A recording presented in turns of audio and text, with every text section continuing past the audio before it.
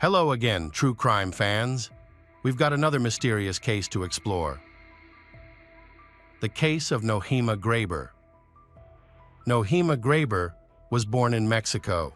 From a young age, she found joy in traveling. Immediately after graduating from high school, she began working as a flight attendant for a local airline. Nohema was one of the first Mexican women to learn to fly passenger planes in the 1970s. At that time, it was not common for women to become pilots, but Nohema was determined to pursue her goal. She paid for her own flying lessons with the money she earned as a flight attendant. In this way, she paved the way for many other Mexican women in the aviation industry, proving that it was indeed possible. This achievement was groundbreaking for her time. Nohema met her future husband Paul at a party where they both expressed their love for each other. However, circumstances forced them apart. Paul had to return to his hometown in the United States. 11 years later, while traveling through Mexico, he reached out to Nohema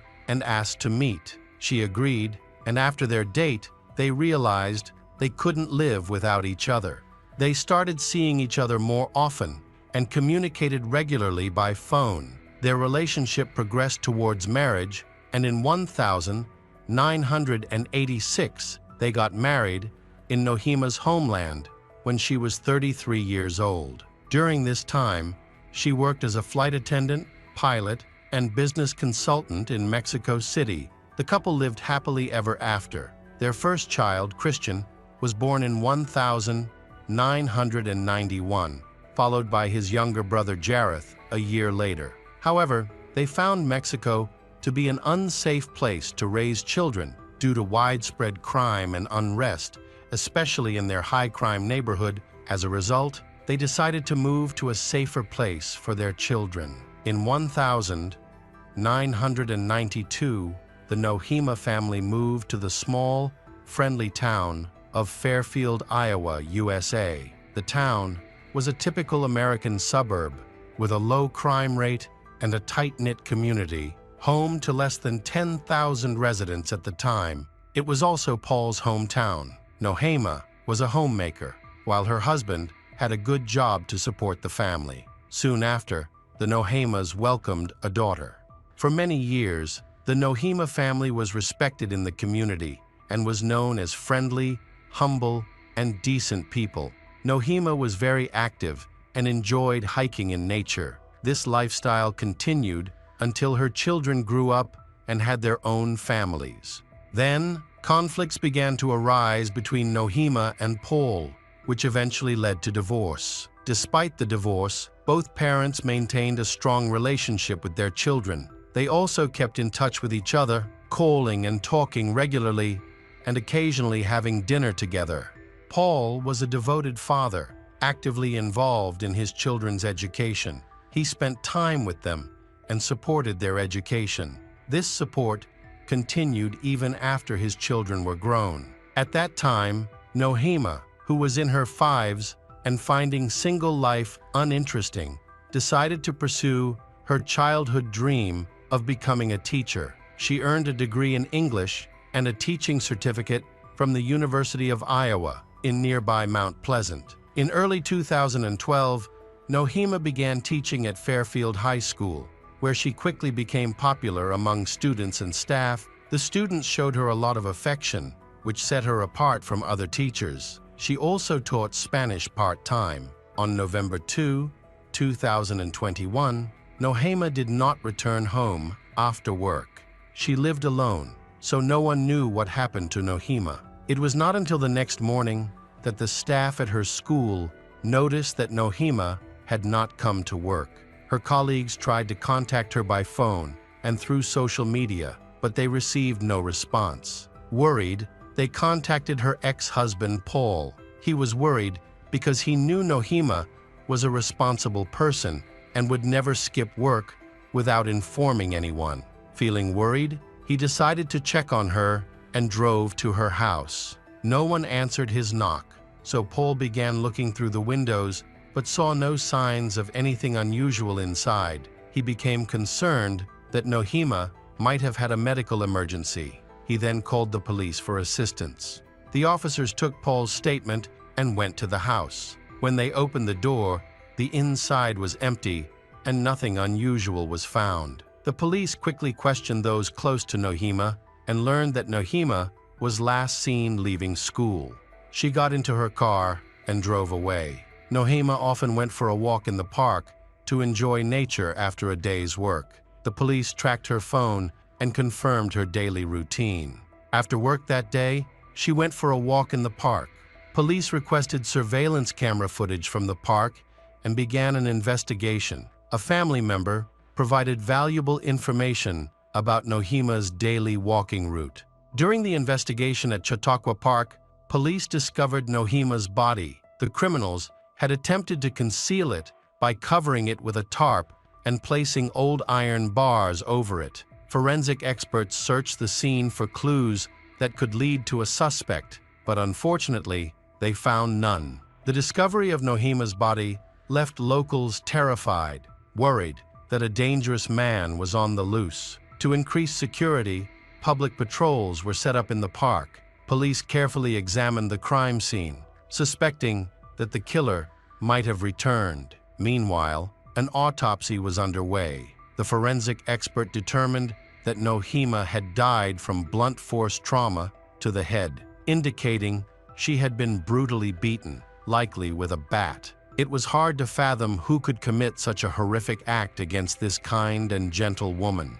Those who knew her insisted that she had no enemies or anyone who would wish her harm. A school student suddenly contacted the police with information about two teenagers. The informant revealed that these teenagers were her classmates who had boasted about a murder on social media. The suspects were identified as 16-year-olds Willard Miller and Jeremy Goodale. Even though their social media accounts had been deleted, the police managed to review their profiles, which raised several concerns. Police began interviewing students in Nohima's class, and multiple witnesses reported that on the day of her disappearance, she had argued with Willard. He claimed that she had unfairly given him low grades, which affected his overall grades. Willard initially asked Nohima to raise his grade. However, she believed that with more effort, he could have achieved better results on his own.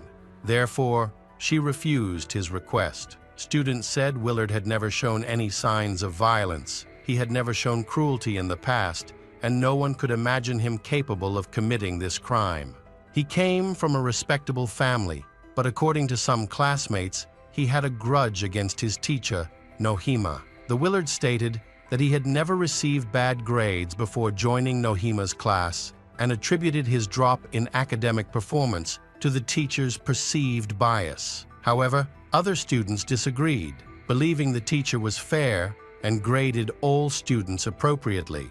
Following this information, the officers decided to visit the Willard's home for further discussion. When the police arrived at Willard's home, he remained calm and confident throughout the conversation. However, when the conversation turned to the murder, he became angry and spoke disrespectfully about Nohima.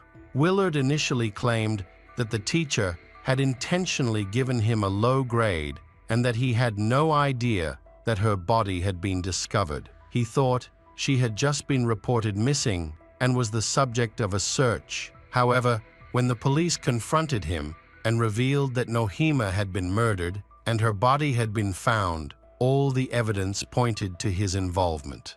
Under pressure, Willard quickly admitted that he had been present at the attack on Nohima. He claimed that other masked men had attacked Nohima with baseball bats and that he had been forced to watch. They then forced him to load her body onto a cart in the park and take it near the cultural heritage site.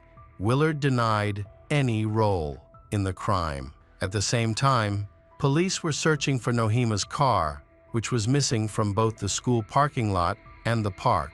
When questioned, Willard again spoke of the mysterious masked attackers. He said that after the attack, they forced him to drive Nohima's car and left him in a secluded area. However, Willard could not clarify who the masked individuals were, what their motive was for killing the teacher, or how they arrived at the crime scene. His testimony did not convince the police. Police also arrested Willard's friend, 16-year-old Jeremy. Jeremy gave a similar account and denied any involvement in the murder. During the investigation, they discovered a disturbing notebook belonging to Jeremy. After examining its contents, police determined that in the months leading up to the tragic incident, the two boys had been following Nohema and recording her actions. They recorded details such as what time she left school, how long she stayed in the parking lot, where she went, and other specifics. These notes revealed a significant part of her daily routine. She would go to the park alone after work, taking the same route every day. On November 2, Nohema went to the park as usual and was attacked by Willard and Jeremy. They struck Nohema several times in the head, causing her to fall and become unconscious. Willard and Jeremy then dragged her off the park trail, where they continued to beat Nohema until she died. They then covered Nohema's body with leaves and branches before going to Willard's house to get a garden cart. Along the way, they picked up some wooden planks to help hide the body. They returned to the scene, immobilized the body, and covered it with a tarp in the hopes that it would never be found. Around 4:00 p.m., witnesses saw Nohema's car parked near her home. Several people confirmed seeing two teenagers inside the car. Unfortunately, none of the witnesses were able to positively identify the suspect because they could not clearly see the occupants of the car. The car was only there for a few minutes before driving away. A friend of Jeremy's provided additional information. On the day of Nohema's disappearance, Willard and Jeremy had called their friend around 7:00 p.m. after leaving Nohema's car and asked him to pick them up on Glasgow Road. The young man met Willard and Jeremy there. He noticed that they seemed disheveled and nervous. Neither of them spoke during the entire ride home. The only thing he heard from them was that their car was stuck somewhere. He suspected that they were involved in something serious. He then drove Willard and Jeremy home and said goodbye. After gathering all the information, the police returned to Jeremy's home with a search warrant. The officers found bloody towels, blood-stained clothing, and hair that did not belong to Jeremy. They also recovered 2 bloody baseball bats from the home. Forensic analysis confirmed that the blood belonged to Nohema. More evidence quickly emerged. During interviews, several students admitted to seeing messages from Jeremy on messaging apps. In these messages, he detailed how he and a friend killed their homeroom teacher, Nohema. Jeremy explained that he was motivated by the belief that Nohema had unfairly graded their work. He went on to describe the baseball bat murder, how they transported the body, and the theft of their car, which they then abandoned. The police examined the phones of Jeremy and Willard and discovered that the two communicated with each other about the murder. Their messages included details about the motive, the planning process, the location of the Nohema's body, where her car was parked, and how they disposed of the evidence. It is clear that the murder was premeditated, not a spontaneous act. Willard and Jeremy tracked Nohema's movements, and on November 2, the day she left work and went to the park, Jeremy and Willard were there waiting for her. They had studied her schedule and knew she would be alone. Police found an abandoned car belonging to Nohema along the route they checked. Surveillance footage showed that on November 16, the car arrived at the park, the Nohema got out, and 42 minutes later, Jeremy and Willard approached the car and drove away. They were wearing the same clothes found at their home, which had blood on them. On the same day, Willard and Jeremy were arrested and charged with first-degree murder and conspiracy to commit a felony. There were aggravating factors, including intentional obstruction of justice and destruction of evidence. It is important to note that for this heinous crime, Willard and Jeremy were tried as adults. Although the defense requested that they be treated as juveniles, this request was denied. If convicted as adults, they would face life in prison with the possibility of parole due to their age. Initially, Willard and Jeremy wanted to be tried together, but Jeremy's attorney argued that Jeremy was not the instigator of the crime. He was named as an accomplice. Therefore, a separate trial was requested for him. Jeremy's attorney claimed that Willard was the mastermind behind the murder of Nohema.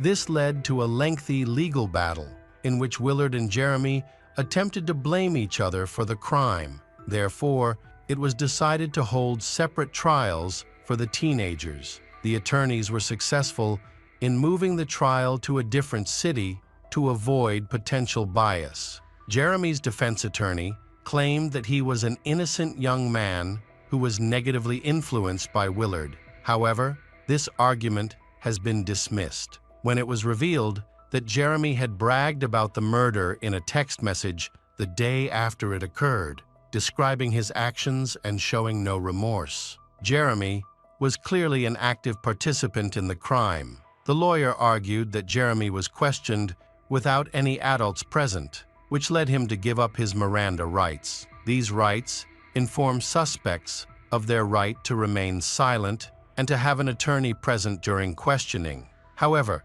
there was no evidence of coercion. Jeremy appeared relaxed during the interrogation and was even offered donuts and coffee. The pressure and intimidation that the lawyer mentioned did not happen during his time with the police. The trial for Jeremy was set for December 5, 2021, while Willard's trial was scheduled for August 21, 2022. On November 2, a hearing took place to confirm the trial's schedule, and Jeremy successfully postponed his trial. The defense team was busy preparing the case materials, and the Supreme Court was also involved. Willard's defense team requested a thorough investigation into the actions of police agencies. This investigation included reviewing police procedures and looking for any violations or inconsistencies. The defense claimed that the police had lied to obtain a search warrant. If they proved this, the lawyers could eliminate certain key pieces of evidence from the trial, preventing them from being presented to the jury during the upcoming hearings. The defense actually managed to block some of the data that the police found on the phone and computer. Attorneys tried to exclude any social media conversations and text messages that contained confessions about the murders. They claimed that Willard and Jeremy may have made up these stories or claimed responsibility for the crimes to gain attention from their peers. However, the defense's efforts were unsuccessful. During the trial, Willard's mother came to court to defend her son. She explained that when police approached her son on November 4, 2021, at approximately 5:30 p.m., they did not inform her of his possible involvement in the murder. She thought he was being questioned like any other student in Nohema's class, simply as a witness. Had she known that the police considered Willard a suspect, she would have made sure he had legal representation. She said the police visit took her by surprise. When she took Willard to the police station, she was in a hurry and accidentally took the wrong glasses. As a result, when she was asked to sign some papers there, she could not read what was on them. She told the police about her situation and refused to sign. The police assured her that it was just a formality to request permission to interrogate her son, so she signed without thinking. Now, she complained that she felt cheated. After all that had happened,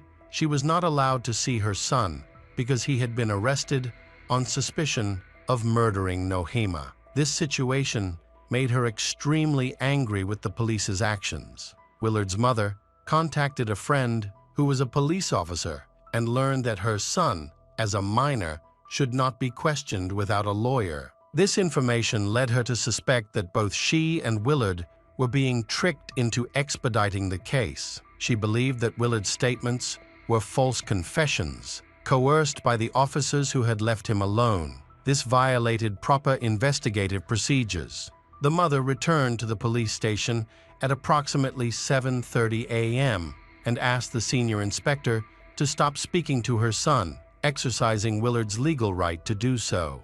the police agreed to her request.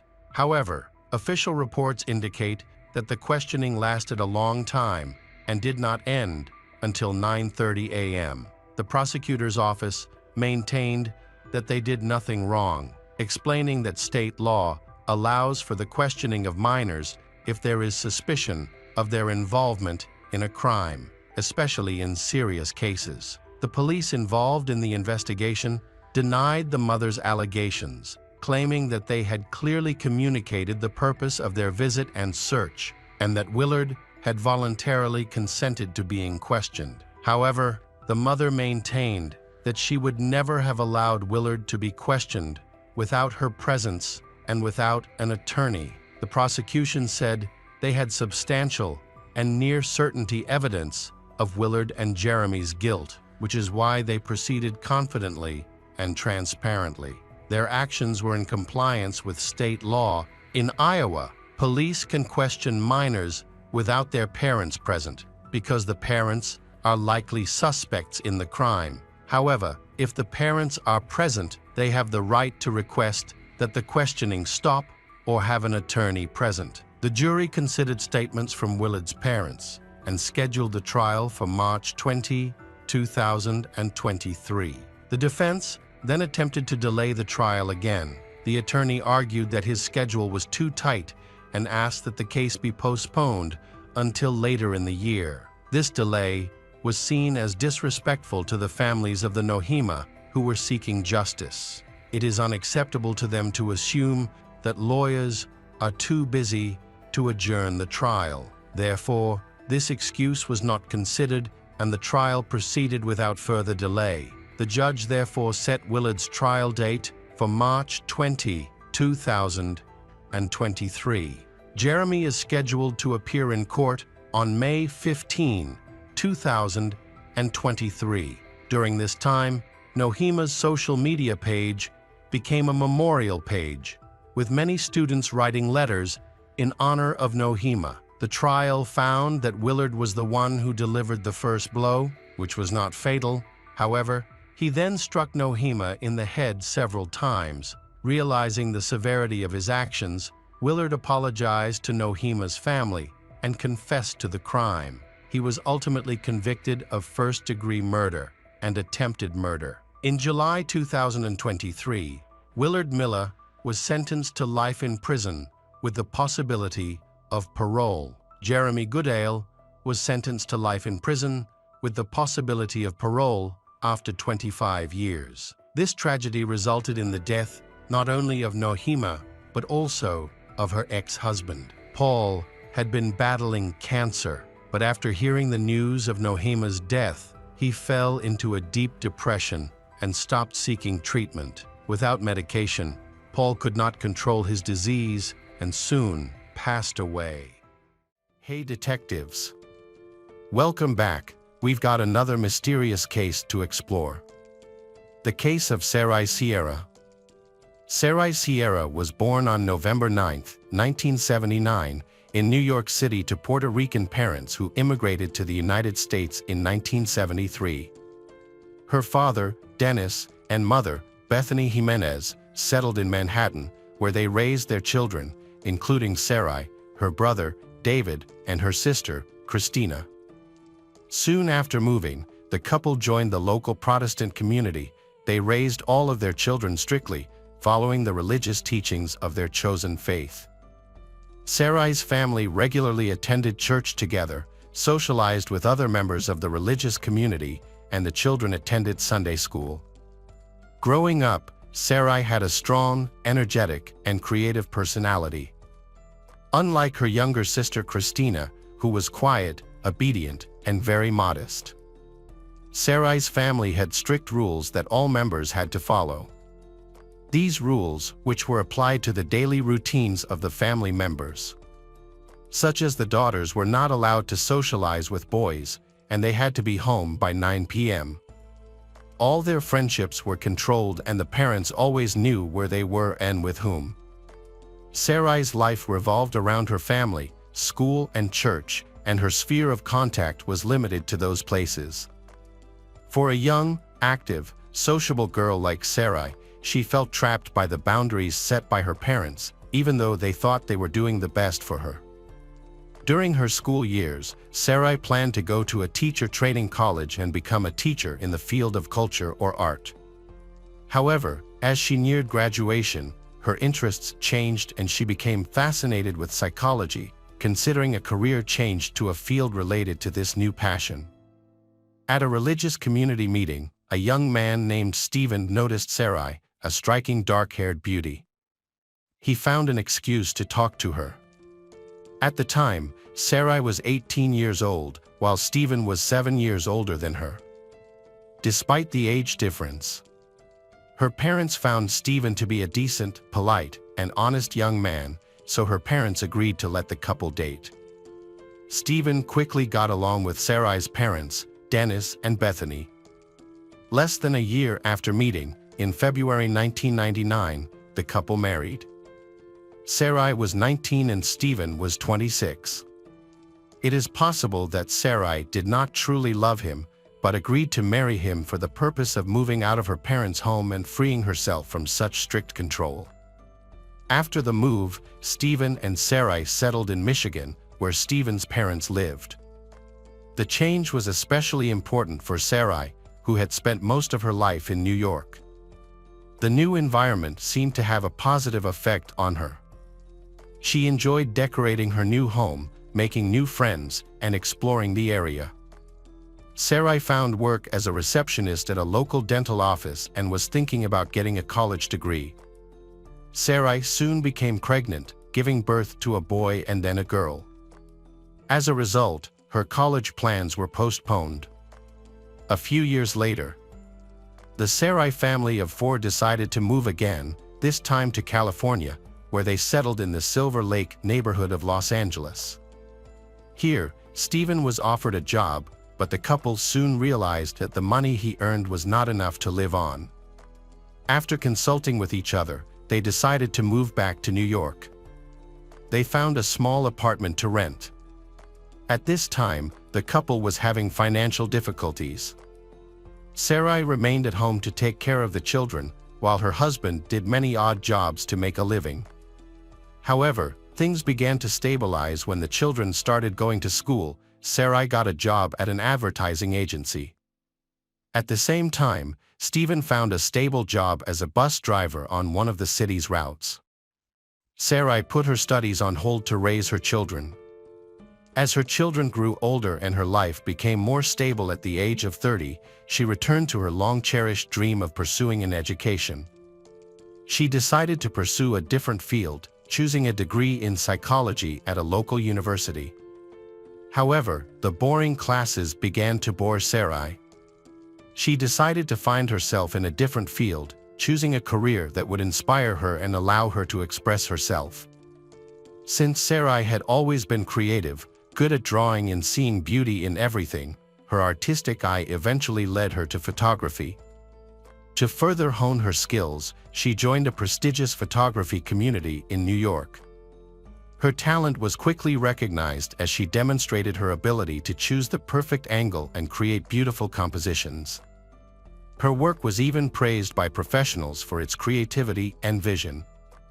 In early 2012, Sarai's colleagues advised her to create a social media page to showcase her work. She followed their advice and started posting her photos online. The response was overwhelming, with thousands of users subscribing to her profile and enthusiastically commenting on each new post. Within a few months, she became a real star, and her subscriber count continued to grow exponentially. The enthusiasm really overwhelmed Sarai. She felt that she could achieve much more and wanted to develop and improve in this direction. So she proposed to organize a group photography trip to look for beautiful and unusual locations in different parts of the world. She started by organizing short trips within the country, focusing on capturing iconic architectural landmarks and historical monuments through her lens. When her photos received significant attention and praise, she was motivated to continue. Next, Sarai wanted to travel to Istanbul, one of the most ancient and beautiful cities in the world, to document the city's historical sites.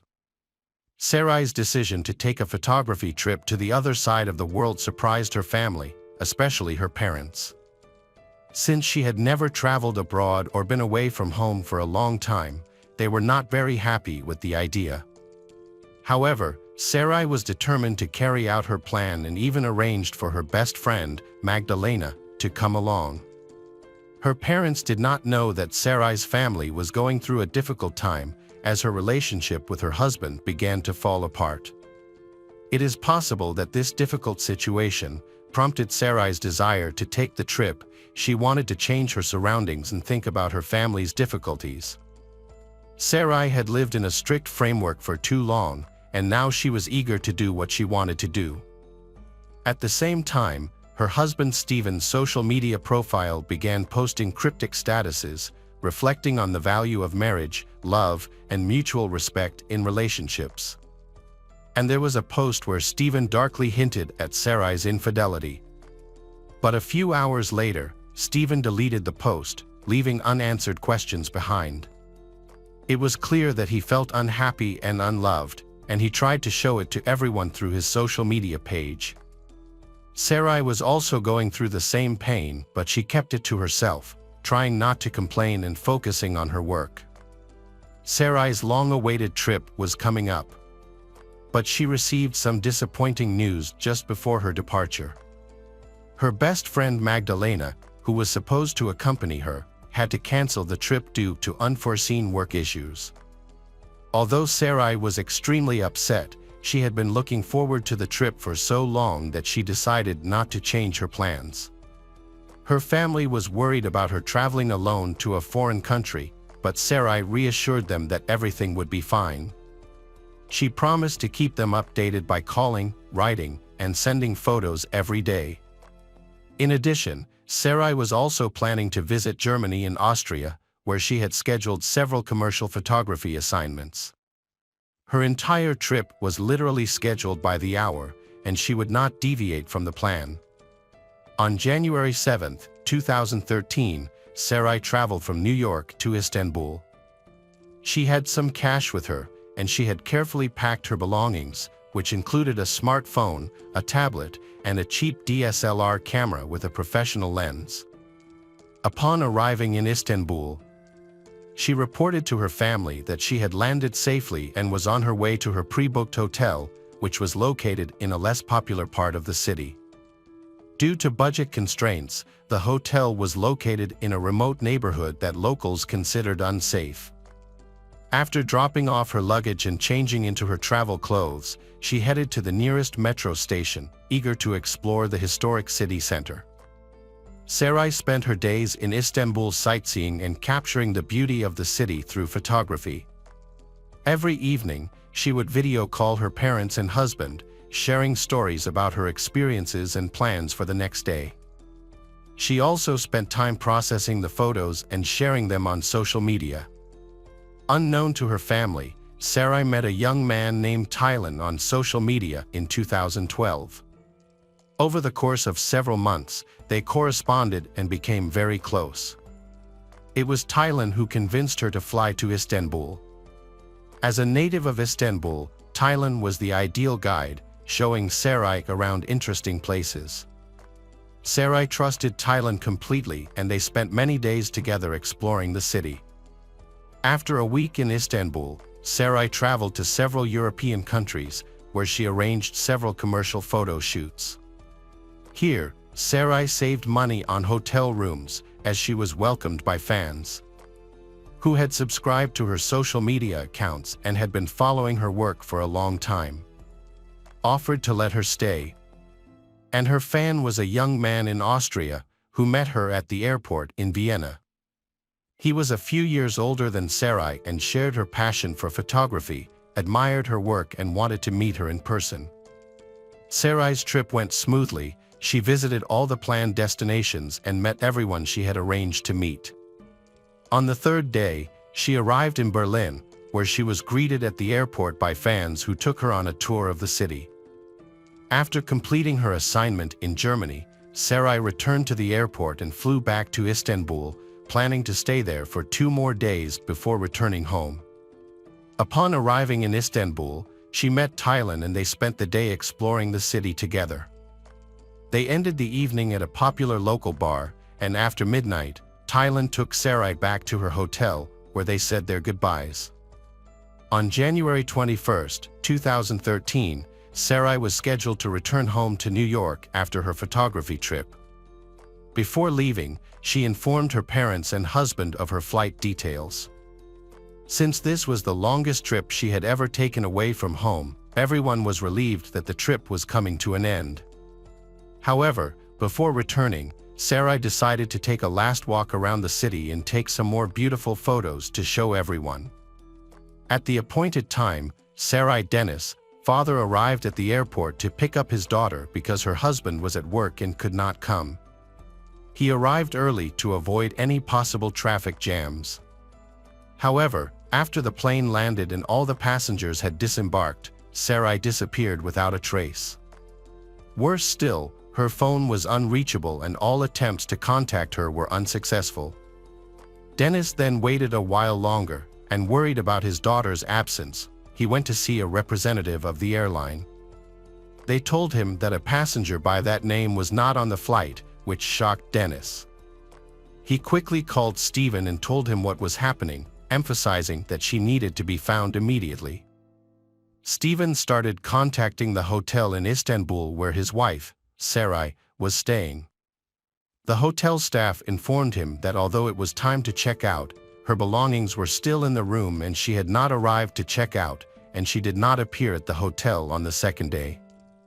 This information sent family members into a panic, as they did not know where Sarai was and did not understand what to do next. Stephen accessed his wife's account, looking for clues about her disappearance. He discovered her correspondence with a man named Tylen, which aroused his suspicions. Despite this, Stephen decided to contact Tylen directly to find out more. However, Tylen claimed that he had seen Sarai the day before she left and that she had not even called him before the flight. Despite her promise, Sarai's family quickly notified the U.S. Embassy in Istanbul about her disappearance. The next day, a large-scale search operation was launched in the area. Sarai's husband and parents immediately flew to Istanbul to join the search effort. The police launched an investigation, starting with trying to identify the people Sarai had met before she disappeared. To gather information, they interviewed the staff at the hotel where she was staying, as well as her friend Tylen. According to the hotel manager, he last saw Sarai the evening before she disappeared, when she left the hotel with a small bag and a camera. Although she was scheduled to check out the next day, she never returned to the hotel. In addition, the receptionist provided a description of the clothes Sarai was wearing on the day she disappeared. The situation with Tylen is much more interesting and ambiguous. First, the guy's name is actually Taran, and it is still unclear why he introduced himself to Sarai with a fake name. And it is worth considering that they had been in regular contact for several months before meeting, and Sarai had come to Istanbul at his invitation. All of this suggests that there was a romantic relationship, but Taran himself categorically denied it, claiming that they were just friends. The next stage of the investigation involved reconstructing Sarai's route in detail. To achieve this, the police examined her mobile phone data and reviewed the footage of street surveillance cameras. They discovered that Sarai took the metro to Sultanahmet district and then to the Cape between the Bosphorus Strait and the Golden Horn Bay, followed by a trip to Eminönü Bazaar. However, she got lost in the crowd of tourists at the bazaar. The police continued to track her route and discovered that she had boarded the metro again, intending to visit the Sarıyer Walls. Unfortunately, she disappeared from the camera's view again. Police decided to investigate the area around the Sarıyer Wall, questioning locals and searching the area in the hope of finding any witnesses who might have seen a woman holding a camera. After an extensive search, they found the body of a young woman near the ancient Constantinople wall. The body was hidden under a dirty, old blanket, making it less noticeable. Police believe the blanket was used to transport Sierra to the location. There was no clothing on the lower part of the body. An autopsy found that Sarai died from severe head trauma caused by a heavy, blunt object. Her body also showed signs of trauma, including hematoma and 2 broken ribs. There were also several hematomas on her body and several broken ribs. Pathologists also found epithelial granules and blood under Sarai's fingernails, indicating that she had defended herself and scratched at the attacker. An examination found that the attacker had taken her handbag, phone, and camera, but they left behind valuables such as her gold earrings, wedding ring, and expensive watch. A review of local camera footage showed a young woman resembling Sarai filming with her phone. A man then approached her, punched and pushed her, and both disappeared from view of the camera. Unfortunately, the identity of the attacker was not immediately known, leading to mixed reviews. The incident quickly gained international attention after details of the case were leaked to the media. There have been many questions and mixed reviews about Sarai's international travels. And police suspect that Sarai flew to Istanbul to visit an acquaintance, Taylan, whose real name is Taran, and then planned to meet another man in Austria. However, both men have denied having an intimate relationship with Sarai. The high-profile case was investigated jointly by Turkey's special services and the FBI, but initially, neither agency had any concrete leads to follow. A few weeks after the crime, police tracked down the suspect, Ziya Tasali, who had a criminal record and made a living by picking up scraps of paper on the city streets. However, before they could question him, Ziya borrowed money from relatives and fled the country, likely crossing into Syria through Hatti province. Police obtained a search warrant for his home and collected a DNA sample. They compared the DNA to skin particles and semen found on Sarai's body, confirming their suspicions that Ziya was indeed the perpetrator. Sarai's phone was last active in the neighborhood where he lived. Police initially gave up on arresting Ziya after learning that he had fled to Syria. However, an unexpected development changed everything. The suspect attempted to cross the border into Istanbul again, this time to return home, but was arrested for illegal entry. Before his arrest, he had joined a rebel group in Syria, acquired a gun, and was injured in the conflict. Fearing for his safety, he decided to return to Istanbul with the gun, leading to his arrest. Border police quickly alerted security services upon discovering his true identity.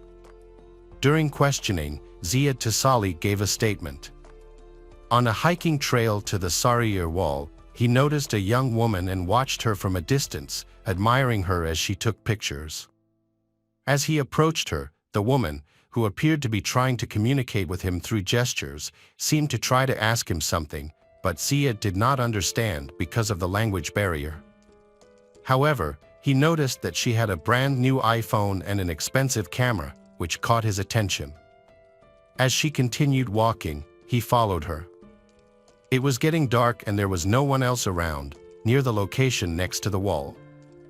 At one point, Ziya thought that Sarai was taking pictures of him, which angered him.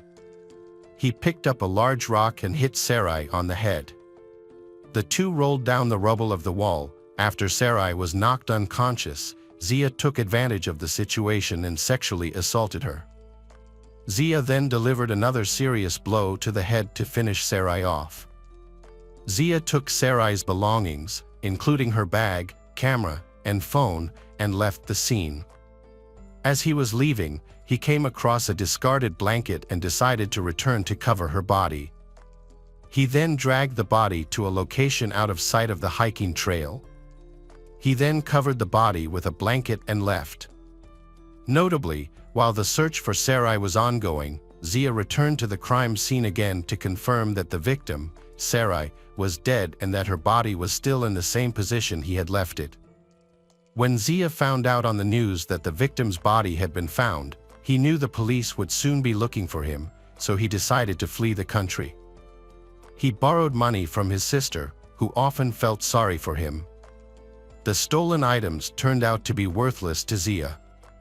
The camera was broken during the fall and the smartphone was locked with a password that he could not crack. Therefore, he threw away the smartphone along with the other stolen items when he fled. Zia did not deny his guilt, and judging by his testimony, he had no remorse for what he had done, nor was he troubled by his conscience. Important evidence presented in court included forensic DNA analysis. This analysis showed that the skin found under Sarai's fingernails belonged to Zia and that his DNA was also found on her body. Additional evidence included data from Sarai's cell phone, which showed that it was last used near Zia's home. Additionally, a surveillance video recording of the attack added to the case file and supported the evidence against Zia. The presentation of all the evidence led to the decision that Zia should undergo a psychiatric evaluation. This decision was based on concerns about his sanity due to his unstable behavior and calm description of the violent crimes he had committed. The experts ultimately concluded that Zia was sane and fully aware of his actions at the time of the attack. In 2014, Judge Ely made the final decision in the case. Zia Tasali was convicted on all counts and sentenced to life in prison. This decision was accepted by Sarai's family, who felt it was appropriate. After a thorough autopsy, Sarai's body was returned to New York for burial. Her funeral was held according to the family's wishes and in accordance with their religious beliefs. In her memory, Sarai's family created a website featuring her previously unpublished work, including photographs. The photographs attracted international attention, with people from all over the world wanting to buy them. The money raised from the sale of the photographs was set aside by the family for a charitable cause. Her husband, Stephen, began a close relationship with a woman in the Christian community who supported him during this difficult time and regularly helped him with childcare and household chores. Less than 2 weeks before the anniversary of his wife's death, Stephen married his new partner. Hello, crime enthusiasts, are you ready for another chilling investigation? The case of Sean Eckerd. Donna and Samuel Eckerd were a couple who were related before they got married. Both had experienced unsuccessful marriages before and had a total of 6 adult children. After a difficult past, they found peace with each other and decided to move to San Diego, California, to start a new life. There, they rented a spacious house and regularly attended local church activities on weekends. The family was very religious and lived a quiet life without much social interaction. A few years after moving, the family welcomed their first son, Stanley, and 2 years later, their second son, Sean. Donna devoted all her time to taking care of the house and raising the 2 children, so the boys grew up surrounded by love and care. Both attended a good local school. On weekends, the family participated in church activities. As adults, the 2 children left their parents to start their own family's acros. The country. However, the Eckerd family still maintained a close relationship. They often contacted each other, called each other, and spent all their holidays together.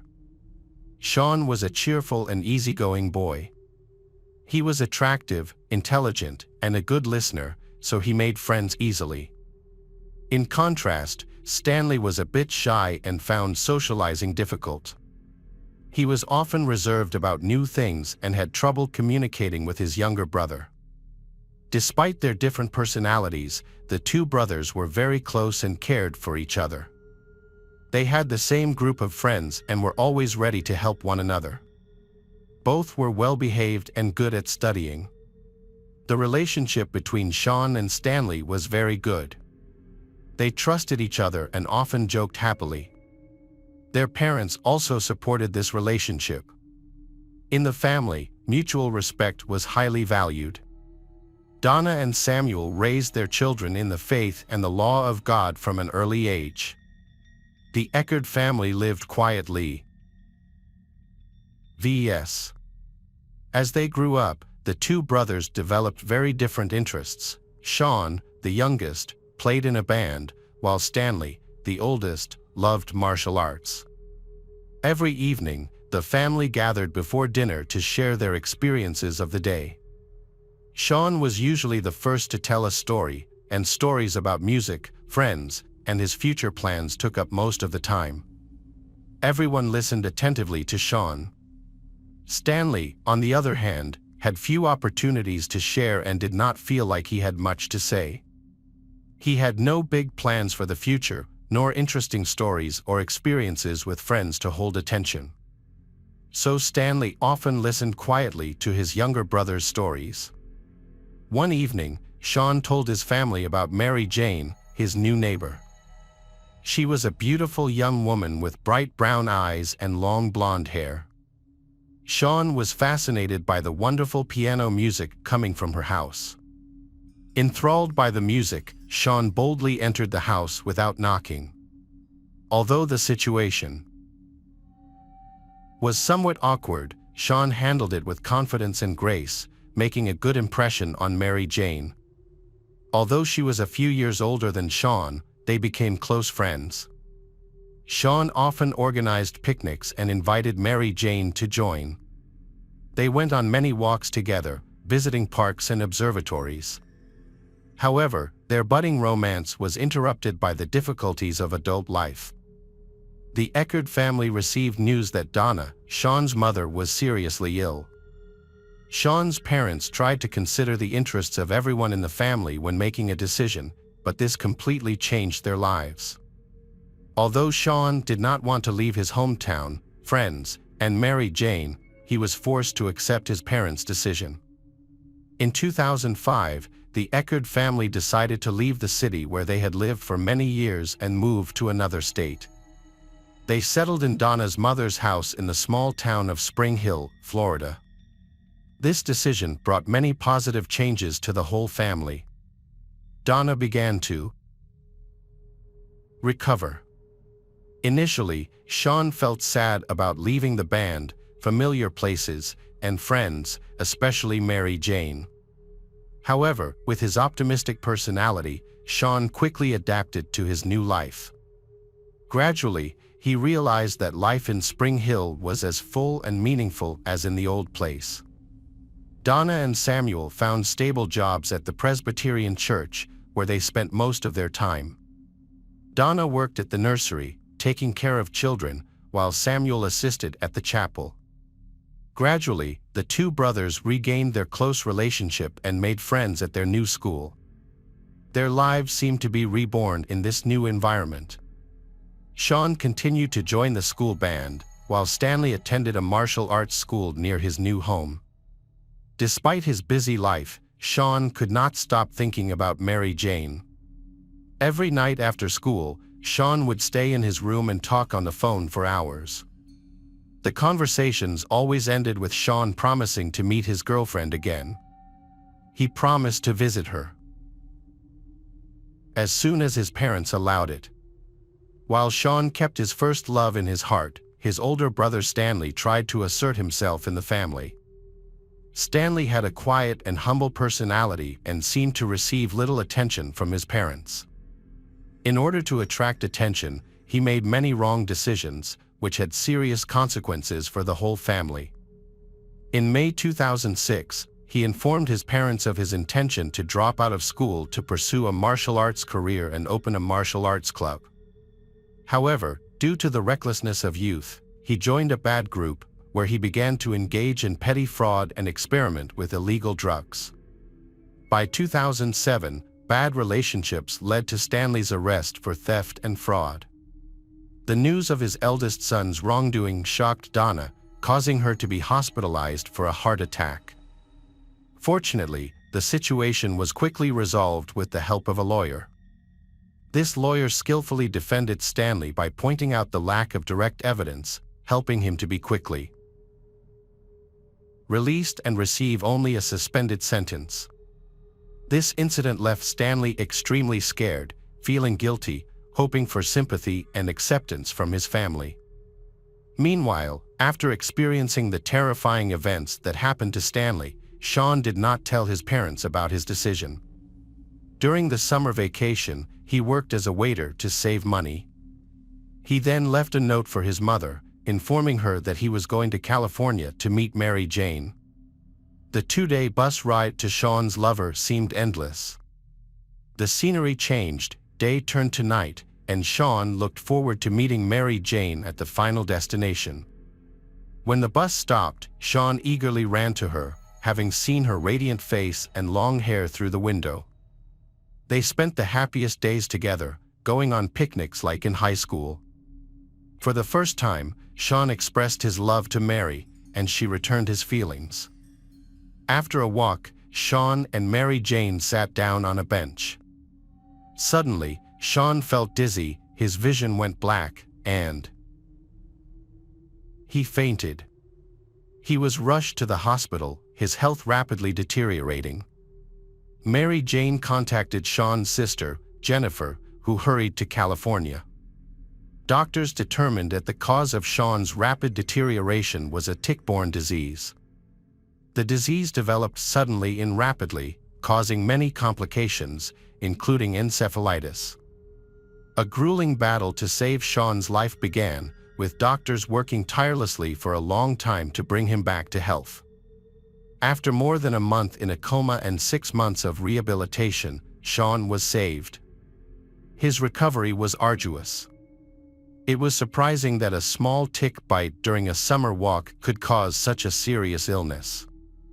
Jennifer took her brother back to Florida for further treatment and long-term recovery.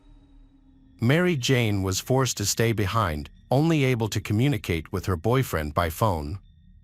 Despite the hardships and unexpected illness, these events brought the Eckerd family closer together. Donna did her best to help her beloved son Sean overcome his serious illness. She closely monitored his diet and exercise regimen. This devoted care helped Sean recover completely, but also caused Stanley to gradually harbor resentment and jealousy. After recovering, Sean continued his music studies and graduated in 2009. He dreamed of introducing Mary Jane, his favorite, to his family. However, this plan did not work out. Instead, Stanley introduced his younger brother to Samantha Rowe. Samantha, a native of Florida, quickly became friends with the two brothers. Stanley was fond of her and sympathetic towards her, while she was attracted to Sean's cheerful and outgoing personality.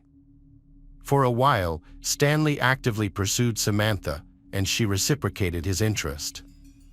They had a few romantic dates, ending in passionate kisses.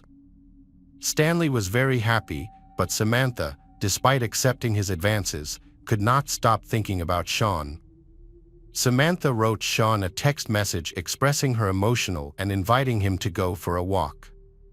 Sean agreed, and the wife spent the evening walking along the river, talking about Stanley and Mary Jane. Sean had no intention of winning Samantha over because he already had a girlfriend. After being rejected, Samantha sent Stanley a text message, falsely claiming that Sean had met her and confessed that he liked her. Stanley was very angry. That night, he went up to Sean's room and they talked. At first, they spoke quietly, then argued loudly, and finally fell completely silent. The parents did not intervene in the quarrel between the two brothers because they were used to it. It was the mother who first discovered Sean missing when he did not answer the phone. The night before, Stanley had explained to his mother that Sean had left after an argument.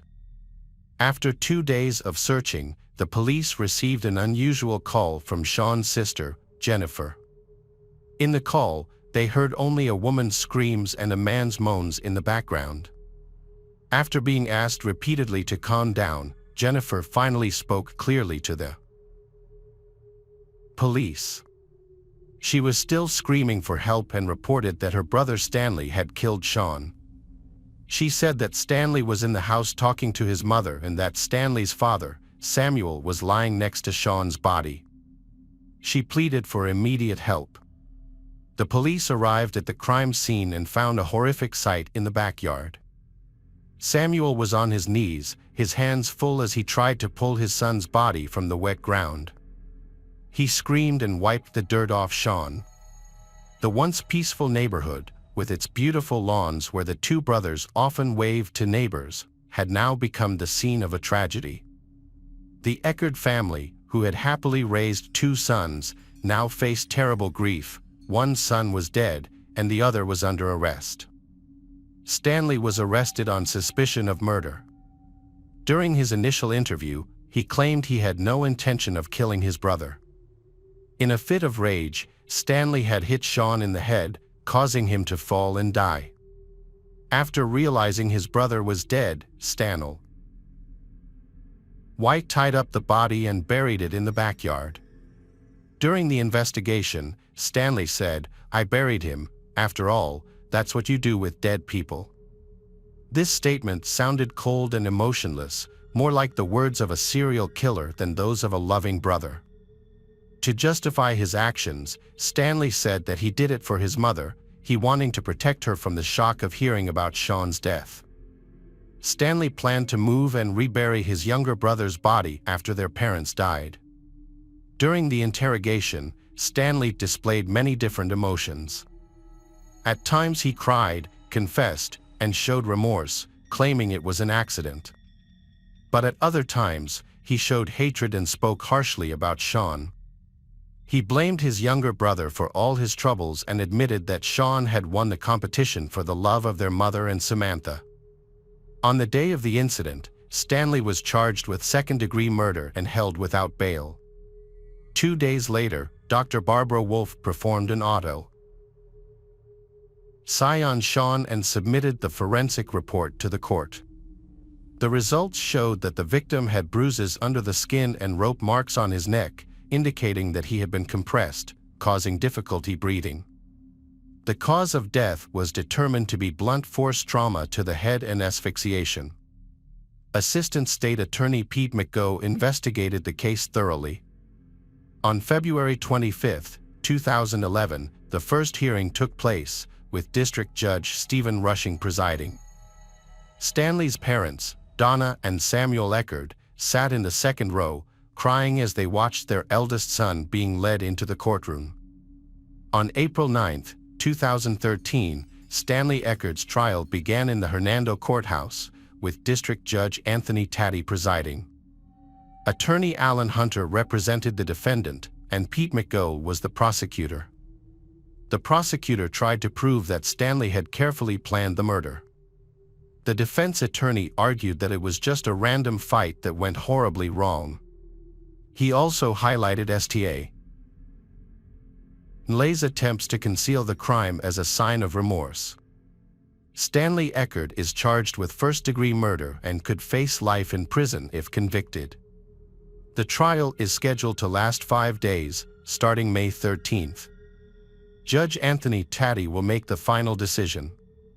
If convicted of second-degree murder, Stanley could still face life in prison. Stanley Eckerd has always maintained that he did not intend to kill his brother. 3 years ago, before burying his brother's body in their front yard, Eckerd rejected a prosecutor's offer to plead guilty to second-degree murder in exchange for a maximum 20-year prison sentence. Eckerd remained calm as the clerk read the verdict. The brothers' parents, Samuel and Donna, wept silently as the jury left the courtroom. Samuel Eckerd's sobs turned to screams, and several relatives gathered around to comfort him. The jury agreed that Stanley did not intend to kill his 19-year-old brother, Sean, but they did not completely exonerate him. After about 2.5 hours of deliberation, the jury of 9 women and 3 men found Stanley Eckerd guilty of second-degree murder. However, the Eckerd family still believes Stanley's account of the events that occurred in the early morning hours of June 19, 2010, and criticized the state attorney's office for bringing the case. Samuel Eckerd, Stanley's father, praised Chief Assistant Public Defender Alan Lanter for his good work in defending the case. The family questioned the appropriateness of the verdict and appealed, but their appeal was denied. Samuel expressed surprise that the jury reached its verdict so quickly but insisted that the family's belief remains unchanged. He also acknowledged one undeniable fact: after his younger brother died, Stanley dragged Sean's body out of his bedroom window and buried it in the backyard of their Spring Hill home. Samuel discovered Sean's body 2 days later. Assistant District Attorney Pete began his closing by showing the jury a photo of Sean's body rolled up in the dirt. Pete emphasized that this was not a cold case and pointed out that Stanley had changed his story several times when questioned about his younger brother's death. Pete went on to say that after Sean's funeral, Stanley forged text messages from Sean's phone, claiming he was in California with his girlfriend. Stanley also forged letters from Sean to Samantha, telling her not to contact him and to focus on Stanley instead. Finally, after hours of questioning, Stanley admitted that Sean had died in a fight in the bedroom. Stanley said he heard Sean's neck snap as they hit the floor. Stanley hid the body to protect his mother, who had heart problems, and planned to tell his father after she left for work. Pete concluded that Stanley caused the injuries that led to Sean's death, which constituted murder. He highlighted Stanley's statement to police about a dispute involving Samantha, as well as Stanley's conversation with his younger brother and a friend about revenge beefo. Sean died. During that conversation, the friend said Stanley mentioned that if he wanted to kill someone, he would hit them in the back of the head and bury them in the yard. However, this evidence was not strong enough to eliminate all reasonable doubt. Alan Lanter, defending, argued that the crime did not involve a deliberate act. Stanley was involved in his younger brother's death, but it was not murder, he said. Alan cited the medical examiner's testimony, saying that the blow to the head, combined with the swelling of his brain from encephalitis, could have caused his death. The pathologist also confirmed that hitting his head on the nightstand and the two fell could have been enough to cause Sean's death. Finally, Alan reminded the jury of Donna Eckert's testimony, which stated that Sean had severe mood swings after suffering from encephalitis. In her testimony, Donna Eckert even called Sean's death an accident. The jury could have found Stanley Eckert guilty of third-degree murder or manslaughter, making this an excusable homicide case. Attorney Allen asked the jury not to let the gruesome images of Sean's body and Stanley's actions in burying it distract them from the real cause of his death. Stanley Eckert did a terrible thing after Sean died, but he was not a murderer, Allen stressed. During the final trial, Eckert's parents were devastated when Judge Anthony sentenced Samuel Eckert to 50 years in prison without parole. They felt as if they had lost both their sons on the same day. Welcome back, detectives. Let's dive into another horrible case. The case of Ada Betty Cuadros Fernandez. Ada Betty Cuadros Fernandez was born on September 13, 1977, in the coastal town of Chimbote, Peru. She was the first child of Victor Cuadros, a veterinarian, and Fernandez, a teacher. Ada was the eldest of 4 siblings and consistently performed well academically, even winning knowledge contests. She had a happy childhood filled with dreams of self-improvement. Ada later recounted that she spent much of her childhood with one of her sisters on their grandparents' farm, enjoying the close connection with nature and animals. This period on the farm was one of the happiest times of her life. Ada came from a family that was not poor but also not wealthy. As a teenager, she looked for ways to contribute financially to her family. Together with her sister and a friend, she formed a group to entertain at children's parties. After high school, Ada enrolled in a private university to study law. However, her financial situation did not allow her to continue, and she had to drop out. Despite this setback, Ada remained determined to succeed and support her family. With this goal in mind, she applied for a U.S. visa. Like many young people from Peru and other Latin American countries, Ada saw the United States as a land of opportunities. She was determined to move there, work hard, earn a better income, and pave the way for a brighter future for herself and her family. Her family enthusiastically supported her decision. They sold some of their belongings and did everything they could to gather enough money for her journey. Her destination was Texas, where she initially planned to stay with some relatives. In early 2004, she started working as a waitress in a restaurant. Later, she joined a company that placed nannies in households. It was through this job that she met the Lazarchik family. The Lazarchik family consisted of Father Michael, generally known as Mike, Mother Renee, their oldest daughter Alyssa, and the twin boys Ryan and Kyle. Little is known about the family background, except that they got married in 2000. Soon after their wedding, Renee became pregnant with their first child, Alyssa. After Alyssa's birth, they were expecting twins, Kyle and Ryan. The Lazarchik couple wanted to hire a trustworthy babysitter to take care of the twins when Renee went back to work. Alyssa was already attending a daycare where she had made several friends, so they decided she would continue being cared for there. They interviewed several candidates, and Ada stood out as the best option. She was young, but not a teenager. She appeared healthy, strong, polite, and cheerful.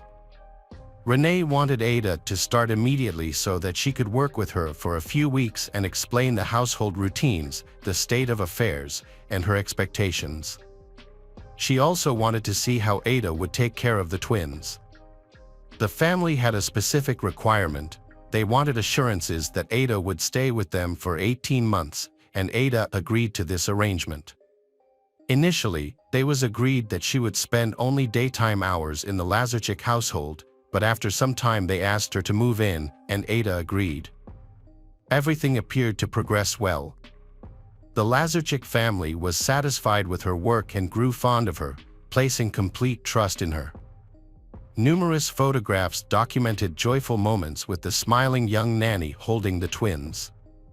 However, the situation changed dramatically in the summer of 2005. Ada informed the Lazarchik family that her relatives were returning to Peru before relocating to Germany. Ada was prepared to accompany them and had already purchased her plane ticket for October 29th of that year. Understandably, this came as disappointing news for the couple, as it was not in line with their previous agreement. Eventually, they understood and simply asked Ada to stay until they could find a replacement. They even requested her help in searching for and selecting her successor. Ada agreed, but from that moment on, she no longer stayed overnight at the Lazarchik's house. Instead, she returned to her uncle's house at night and came back early in the morning. Given the change in circumstances and Ada's impending departure, the Lazarchik family scheduled interviews with several nanny candidates on October 12th. During the day, Renee called Ada and asked her to prepare macaroni and cheese for the children. Ada fulfilled the request and fed the children. When Renee returned home, she greeted her children, saw that they were fine, and after interviewing the candidates, spent more than an hour with her little ones before they went to bed. Nothing seemed out of the ordinary. Kyle typically woke up crying at 5 a.m. on Thursday, October 13th. Twins usually sleep heavily and require someone to wake them, but Kyle woke up on his own. Renee got up, went to the twins' room, picked up Kyle, and soothed him until he fell back asleep. She then returned to bed. 2 hours later, at 7:30, Mike went to the kids' room, woke them up, hugged and kissed them, and left them in Renee's care before going to work. She changed Ryan's diaper, said goodbye to twins, and went to work. The kids were fine, nothing out of the ordinary, except for Kyle's early waking that day. His older sister, Alyssa, went to daycare as usual, but things took a dramatic turn around 1 p.m. when Ada called 911, very agitated, saying that one of the kids, Kyle, had stopped breathing and was turning blue. According to the information provided, the operator gave instructions on how to perform cardiopulmonary resuscitation on the child. The person carried out the instructions until the emergency medical responders arrived. After a few minutes, they reached the house and took over the care of Kyle. They asked Ada what had happened, and she, very upset, explained that after lunch she had put Kyle down for a nap and returned to get his brother. But when she came back with Ryan, Kyle began vomiting and stopped breathing. While the paramedics were attending to Kyle, Ada called Renee to inform her of the situation, giving her a different version of the events. She said that after feeding the children, she took Kyle out of the high chair and, as usual, placed him on the playroom floor while she looked for his brother. But when she returned, Kyle was vomiting. She went to the kitchen to get a bowl to collect the vomit, and when she came back, Kyle had fallen. She said she picked him up, took him to the sink, and performed the maneuver that Renee had taught her in case any of the children stopped breathing, but it didn't work, and she also tried CPR. The paramedics transported Kyle to the nearest hospital after the initial treatment. When Renee arrived home, the ambulance with her son had already left, but the police were still on the scene. Renee took Ryan, the other twin, and asked Ada to accompany them. They followed the police, who escorted them to the hospital. During the trip, Renee called her husband, and they met at the medical center. A couple of minutes later, the doctors decided to transfer Kyle by helicopter to the Children's Hospital of Dallas. The Lazarchik family returned home, leaving Ada in charge of Ryan, and headed to the Children's Hospital of Dallas. Ada asked them to keep her informed about Kyle's condition. On the way to the hospital, Renee began to worry that Ada might be too anxious to properly care for Ryan, so she called a friend to help the babysitter at the house. Ada, visibly distressed and crying, opened the door for Rena's friend shortly after the friend arrived at the house. The friend asked Ada to explain what had happened. According to Ada's account, Kyle had suddenly collapsed while standing between the playroom and the kitchen. Ada said she dropped the plate she was holding, picked up Kyle, took him to the living room, and performed CPR on him. Ada mentioned that Kyle's brain hadn't fully developed and that this issue had started at birth. The friend didn't fully understand, but Ada kept talking, expressing her love for Kyle and assuring that she would never hurt him. The friend tried to calm her, reassuring her that she hadn't done anything wrong and that she was a good person. In the meantime, at the Dallas Children's Hospital, the Lazarchik family received devastating news. The doctor in charge of Kyle informed that the child had suffered severe head injuries, with multiple contusions on the head, left arm, and shoulder. A neurosurgeon met with the distressed parents to explain that something needed to be done to relieve the pressure on Kyle's brain, although survival was unlikely. A child abuse specialist who also met with Mike and Renee suggested that Kyle's injuries could be consistent with abuse. The specialist stated that Kyle's injuries were so severe, it was as if he had been in a car accident or fallen from a sixth-floor window.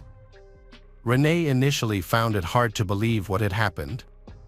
She thought Ada might have accidentally dropped the child or was too scared or ashamed to admit it. However, the doctors clearly explained the severity of Kyle's head injuries and the amount of force required to cause them. Given this information, the possibility of an accident seemed unlikely. Renee promptly contacted another friend to pick up Ryan and remove him from the house. While this was happening in the hospital, Ada became increasingly anxious at home. Renee's friend had to go out to pick up her son from school and take him home. During her absence, Ada called her several times, asking if there was any news about Kyle. When Renee's friend returned to the house, she found Ada calm. Ada was no longer crying or talking. Shortly after, a police cart passed by the house. Seeing it, Ada lost her composure. She began to cry uncontrollably and scream, "No, no, no," collapsing on the floor behind a door and repeatedly insisting that she would never harm Kyle. Two female detectives arrived to interview Ada. She was the only adult present when the incident occurred. As the detectives located the house and got out of their patrol car, they heard Ada's cries. Upon entering, they found her extremely agitated. During the interview, the other officer called the hospital to get an update on Kyle's condition. When they discovered the diagnosis, the detectives told Ada that her story did not explain Kyle's injuries. Ada suggested that Kyle may have hit his head when he fell after she left him alone in the playroom, but the officers pointed out that the playroom floor was covered in soft carpets, making this explanation unlikely. When trying to offer another explanation, Ada said that Kyle may have hit his head on the doorframe when she was carrying him on her hip. In the officer's insistence, Ada showed how Kyle could have hurt himself and mentioned that Mike and Renee often hit Kyle's head without any problem. The officer checked the place where Ada claimed Kyle hit his head, but found no evidence of a strong impact. When the officers told her that the injury did not seem serious enough to have caused the extensive damage described by the doctors, Ada insisted that the impact was strong because she was running with Kyle in her arms. She also claimed that she had never shaken or hit any of the twins. The officers urged Ada to tell the truth, as it could save Kyle's life, but Ada provided no further explanation. Given the circumstances, the officers reported the situation to their command and took Ada into preventive custody for further questioning. The investigation team arrived at the crime scene to examine the house. After completing their task, they informed Renee's friend, who was staying at the house on behalf of the owners, that they could clean up and organize everything for the family's return. While cleaning the house, the friend found a piece of adhesive tape sticking out from the door of a cabinet under the kitchen island. When they opened the door, they noticed it was broken and held together by tape. As a result, opening it caused the door to become misaligned. They simply placed it back and secured it with the tape, but found it strange because Renee was always careful with broken items to prevent the children from getting hurt. They had a hunch and called the police to report the door. Shortly after, investigators returned to collect potential evidence. Later, when questioned about the cabinet door, Renee stated that she frequently used that door and had never seen it held with adhesive tape. By the time Friday, October 14th arrived, all of Mike and Renee's hopes had vanished. The doctors informed them that Kyle was brain dead and had no chance of recovery. Amid unimaginable grief, the couple authorized the removal of life support, and Kyle passed away 3 days later on October 17th. The detectives interviewed Ada in prison, where she was accused of premeditated assault on a minor. This time, Ada claimed that the day before the incident, she was preparing the macaroni and cheese that Renee had requested. Kyle was sitting on the kitchen countertop, and the child fell, landing headfirst on the kitchen floor and hitting his head hard. Ada said she picked him up and checked for injuries. The only thing she noticed was redness on his ear and the right side of his head. So she applied cold compresses and gave him a pain reliever. When the interrogators asked why she hadn't told this to the other officers, Ada said she thought they wouldn't believe her. She mentioned that she didn't tell Renee because, when she arrived home from work, Renee complained of a severe headache. Ada said Renee suffered from migraines and had requested that the lights be turned off and the house be kept quiet. The interrogators asked if she had fallen with the child, which she adamantly denied. During that interrogation, Ada learned that Kyle had died, and she cried for the rest of the interview. Ada was brought before the courts, where a judge charged her with aggravated homicide and set bail at $750,000, which was beyond the means of Ada or her family. Consequently, she remained in custody until the trial. At that time, the police indicated that she might be charged with premeditated actions, which could carry the death penalty. The medical examiner who performed the autopsy on Kyle testified that when he received the child, Kyle was already unconscious. The examination revealed multiple hematomas, bruises, on the right side of Kyle's head, as well as bruises on the left side of his head, shoulder, and both arms. Additionally, there were 2 small hemorrhages forming hematomas on the right temple. These multiple areas of hematomas on Kyle's head indicated that he had suffered 3 separate impacts. The examiner noted that the bruises were relatively recent, with one possibly being 12 to 16 hours old. Internally, Kyle had brain and retinal bleeding, which is indicative of severe trauma. Although there were no broken bones, the brain tissue was notably swollen, and the pressure inside Kyle's head was 90 millimeters of mercury, significantly higher than the normal level of 20 millimeters. Based on these findings, the examiner concluded that Kyle had suffered severe traumatic events consistent with blunt force trauma, possibly from someone hitting his head against a hard object. The examiner suggested that the type of injuries could also result from shaking and swinging a young child's head against a solid object, such as a kitchen cabinet door. The crucial testimony of a forensic analyst revealed that the distance between the fasteners of the broken cabinet door in the kitchen matched the abrasion marks on Kyle's head. This expert also analyzed the adhesive tape used to repair the cabinet door and found 2 DNA traces, one of which had a greater contribution and matched Ada's DNA. The minor trace could not be identified. After hearing from the experts, it was time for Mike to testify. He explained that Kyle was doing well the evening of October 12th and the morning of October 13th with no bruises. He also mentioned that he made breakfast that morning, opened and closed the kitchen cabinets to get utensils and food, and that all the doors were in perfect condition, including the one that was later found with an unexplained taped repair. The parents said they had breakfast with the kids and played with building blocks, with the twins crawling around in a playhouse.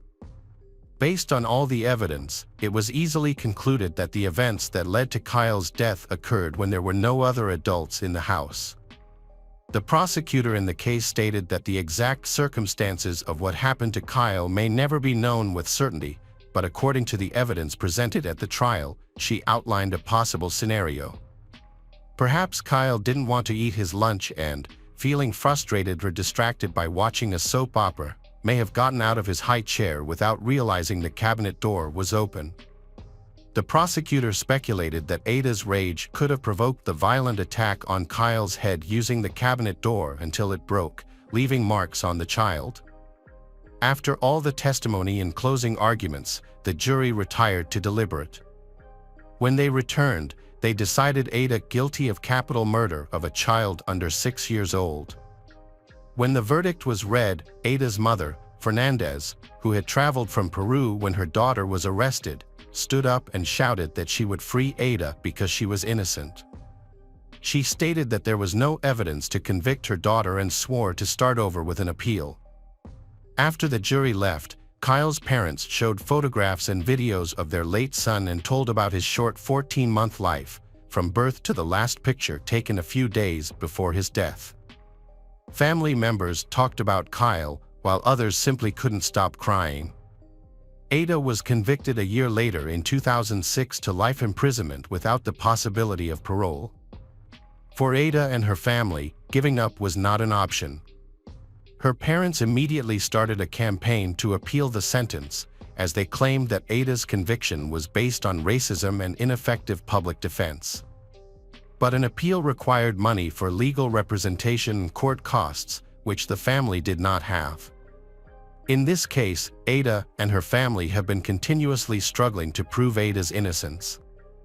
They are seeking support from various sources, including the Peruvian government, the Peruvian and Latino community in the United States, as well as solidarity organizations in Peru. In prison, Ada maintains her innocence and takes advantage of every opportunity for interviews. Their efforts have paid off, and in 2009, Ada's legal team filed an appeal citing 5 specific errors in the initial trial process. After reviewing the case, the appeals court rejected 3 claims but approved 2 claims. This was enough for the judges to overturn the verdict and cancel the trial due to irregularities. After this decision, Ada's family began fundraising efforts again to cover the $100,000 needed for a new trial. It took another 3 years to prepare for the new trial, which began on July 10, 2012, with the selection of 12 jurors from over 100 candidates. The defense maintained that Kyle fell from the kitchen counter on October 12 and sustained a head injury, and the situation worsened the next day when Ada, while running with the child in her arms, accidentally struck his head on the door frame. This time, the defense team presented testimony from a forensic expert with 40 years of experience. He suggested that some of Kyle's bruises may have been caused at the hospital during the insertion of a catheter to assess brain swelling. The prosecutor vehemently challenged this testimony. Another witness, an employee of the kitchen cabinet manufacturer, also testified for the defense, although he did not entirely rule out the possibility that Kyle's head could have hit the cabinet door. After the trial session was over, the jury deliberated for 5 hours, even requesting to listen to the 911 call recording again. Ultimately, they upheld the verdict. They once again found Ada guilty of premeditated murder and sentenced her to life in prison without the possibility of parole. Her case remains a deeply contentious one, with her family continuing to fight for justice, asserting her innocence amid claims of a flawed judicial process and insufficient defense. Hello friends, welcome to our channel. Today we're going to take a look at another horrible case with you. The case of Timothy Jones Jr. In 2014, a particularly disturbing case came to light during a routine traffic stop in Smith County, Mississippi. Initially, police noticed a strong stench coming from the truck. When an officer approached the driver to ask for his papers, the man appeared nervous and disoriented. The officer's concerns grew as he inspected the vehicle, which had a strong odor of decay. The driver was identified as 37-year-old Timothy Jones Jr., and as the investigation continued, it became clear that something was seriously wrong. The case became more disturbing when it was discovered that Timothy had 5 children, but the truck contained only a few clothes and no sign of the children. The truth about Timothy's children was so shocking that it left the police stunned. Timothy Jones Jr. and Amber Kaiser were a divorced couple with 5 children under the age of 9, their names being Abigail, 1, Gabriel, 2, Naughton, 6, Elias, 7, Mara, 8. The family lived in Lexington, South Carolina. The two met as teenagers and eventually married when they were young.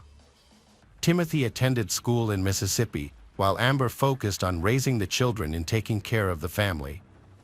However, Timothy's past was full of challenges. As a child, he witnessed his mother's mental health decline due to schizophrenia. She left home to work in intimate services, leading Timothy to believe that she had abandoned him. His father then moved him in with his grandmother at a young age. Timothy's early years showed promise despite his challenging childhood.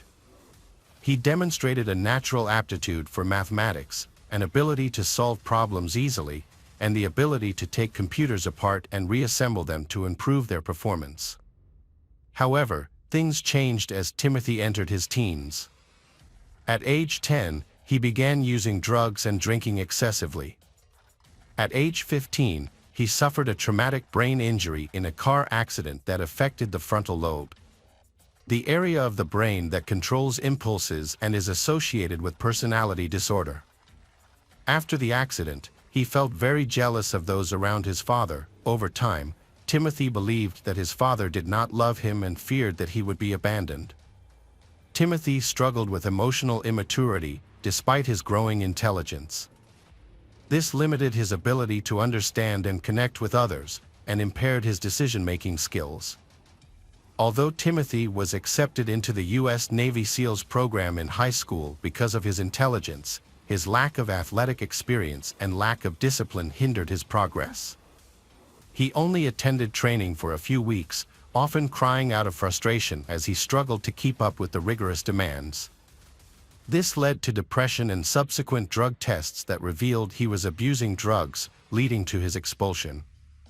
In 2000, Timothy began associating with people who were involved in illegal activities. Police caught him with illegal substances and discovered that he had used his father's name to write counterfeit checks. As a result, the police told Timothy's father that he had to report his son to the police or face arrest. In 2001, Timothy was sent to a work camp in an Illinois state prison for a year. Upon his release, he appeared to have changed, finding religion to be the guiding force in his life. He had memorized several key sections of religious texts and wished to live strictly according to them. Timothy met his wife, Amber, while working at a theme park in Chicago. In 2004, he invited her to his Pentecostal church. Within weeks, they decided to get married. At the time, Amber was 19 and Timothy was 22. As they settled into married life, Amber realized that the church had very strict rules for women, including not being allowed to cut their hair, dress, wear makeup, or wear jewelry. Timothy, who was very devoted to the church, also believed in the traditional role of women as submissive partners and expected them to focus on having children, following the biblical command to be fruitful and multiply. The couple soon had 3 children: Mara, Elias, and Naughton, each born a year apart. After moving to Mississippi, Timothy attended State University, where he earned a degree in computer science and engineering with highest honors. Things seemed to be going well for him. He landed a job as a computer chip maker at Intel, which Amber saw as her ticket to a better life. After living in student housing in Mississippi, she dreamed of raising 3 children in a larger home and even considered hiring a nanny. Unfortunately, things didn't go as planned. Timothy chose to buy an old trailer off a dirt road in Red Bank because he dreamed of living on a farm. He bought animals to raise, and Amber stayed home with the children and animals in this isolated area. By 2012, the family had 2 more children, Gabriel and Abigail.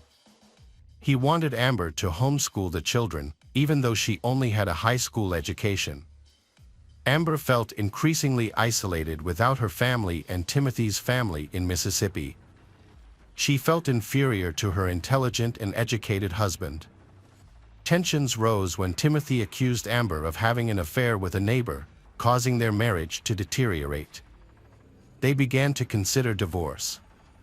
In an effort to gain full custody of the children, Timothy told his divorce attorney that he was capable of raising the children on his own. Amber, without a lawyer and unsure of what to do, felt she had no choice but to agree to leave the children with their father, as she was unemployed and uneducated, and felt she had nothing to offer them. Timothy's marriage ended and his life spiraled out of control. He began using drugs and alcohol again, which worsened his mental health. Unable to balance work and family, he hired a babysitting service. The first 2 nannies said that Timothy's house was very clean and he seemed very devoted to his children. He then changed his services and hired 17-year-old Crystal, who had a young daughter. The nanny quickly became his lover. As their relationship deepened, Timothy attempted to control Crystal by forcing her to follow church customs, including wearing long dresses and growing her hair long. He also insisted that she submit to him, treating him as her superior. Crystal refused to comply with Timothy's demands, which quickly caused their relationship to deteriorate. Crystal quit her job after witnessing him beating her young daughter and his extremely harsh treatment of his own children. Timothy believed that punishing children was necessary for their safety and often made them stand on their toes for hours as a form of discipline. After Crystal left, Timothy hired a new nanny, who quickly noticed major changes in Timothy's behavior and home environment. The once clean house was now littered with trash, dirty clothes, and cockroaches.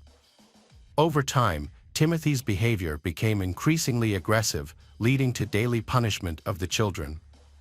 He also severely restricted their diet to oatmeal throughout the day and only fed them 1 meal a day. A turning point came in August 2014 when a nanny contacted South Carolina Social Services to report severe abuse and neglect in the home. She described the lack of food and the physical abuse the children endured. The abuse was so severe that teachers at the elementary school where the older children attended had reported it to the family months earlier. The school had previously required Timothy to sign a written promise that he would never abuse or hit his children again, as they often came to school with bruises.